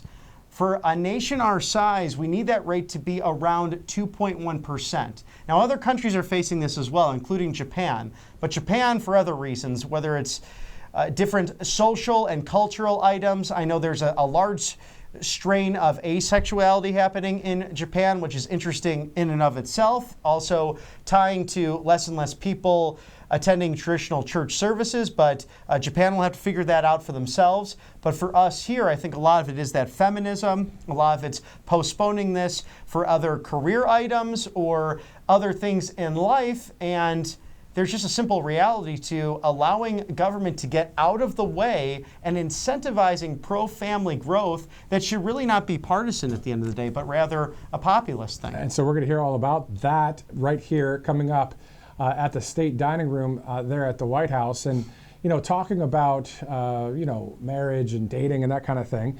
You know, you look at conservative America, so many people, 20s and 30s and 40s that may be single, having ways to be able to meet first before obviously having any children and getting married and all that. But it's just like, it's not the easiest thing out there. Dating is a battlefield, as many of you know. Thank God I've got this on my finger here. He will have it someday. But, it's just like, yeah, let's talk about it. Why not? I mean, it's we're being real with the American people. Yeah, it is a battlefield out there. There's not much more to add to that, but it's true. It's something that you have to persevere in the process, and we can as a country. And it's great to have this man, Donald Trump, who really believes in those things. It's what he has ultimately embodied, being the one who is the pro-family candidate, and it's funny because I don't think he even necessarily wanted that title or that image, even dating back to The Apprentice days. He was always someone who I think was enamored with people he met. If you remember even those interviews, it always went to even more than, hey, can I have that business advice, Mr. Trump? It was, well, tell me about your family. Where do you come from? He wants to learn about people, and he looks you in the eye. Even people like Bill Maher, who disagree with him, say that he wants to know where you stand on specific issues. He would rather, as he's having dinner with you, stop for a moment and say, what do you think about this? What do you think about that? What's your experience? And what does your family think about that? What other leader in this role of President of the United States, of those who have held the office currently living, would address things so directly? I don't think his predecessors will. I don't think they had the time, nor did they care. That's the thing about President Trump. He's the real deal. He's a common sense guy that resonates with the American people, and that's why he won 3 straight elections. Simple as that. I think we could just stop there and wait for the president. No, I'm kidding. But, right? I mean, sheesh. I mean, it's what we want. We have a common sense. That's what we want. And we're getting it through President Trump. So looking forward to seeing him walk through that door at the state dining room there. Again, I said 2:51, so that time has passed. You said 2:55. He may be showing up right there at 2:55. All right. Let's look at a couple things upcoming. So we have this Saturday, again, June 14th, Flag Day, President Trump's birthday. You'll be in D.C. for the Army Military Parade, the 250th. That's going to be awesome. And then the next day, the president will go to Canada for the G7. I'm not sure if it's going to be on that Sunday, but it's the 15th through the 17th is the G7. Right. And then I guess he'll go then to the NATO summit in the Netherlands. So, continuing to be a great leader of this country. And really someone who's working around the clock and, mind you, taking $1 per quarter, donating the rest of it, and asking his staff, where can this go? Famously saving hallowed grounds at Gettysburg in his first term, among other charities he gives to and nonprofits and things within the government that he'll simply just give his money back to because he's choosing not to take it. And it's something that's bold and brave. And again, who of the living former commanders-in-chief did not take that money? In fact, something that's been different about the recent presidency from really Bill Clinton on, these people got very, very, very wealthy on being president of the United States until Donald Trump lost billions in this process. And fortunately, he's been able to reclaim some of that wealth because we've seen the lawfare, whether it's been against Rudy Giuliani, against President Trump, countless others associated with the MAGA movement. And what they attempt to do is drain you financially in the court system.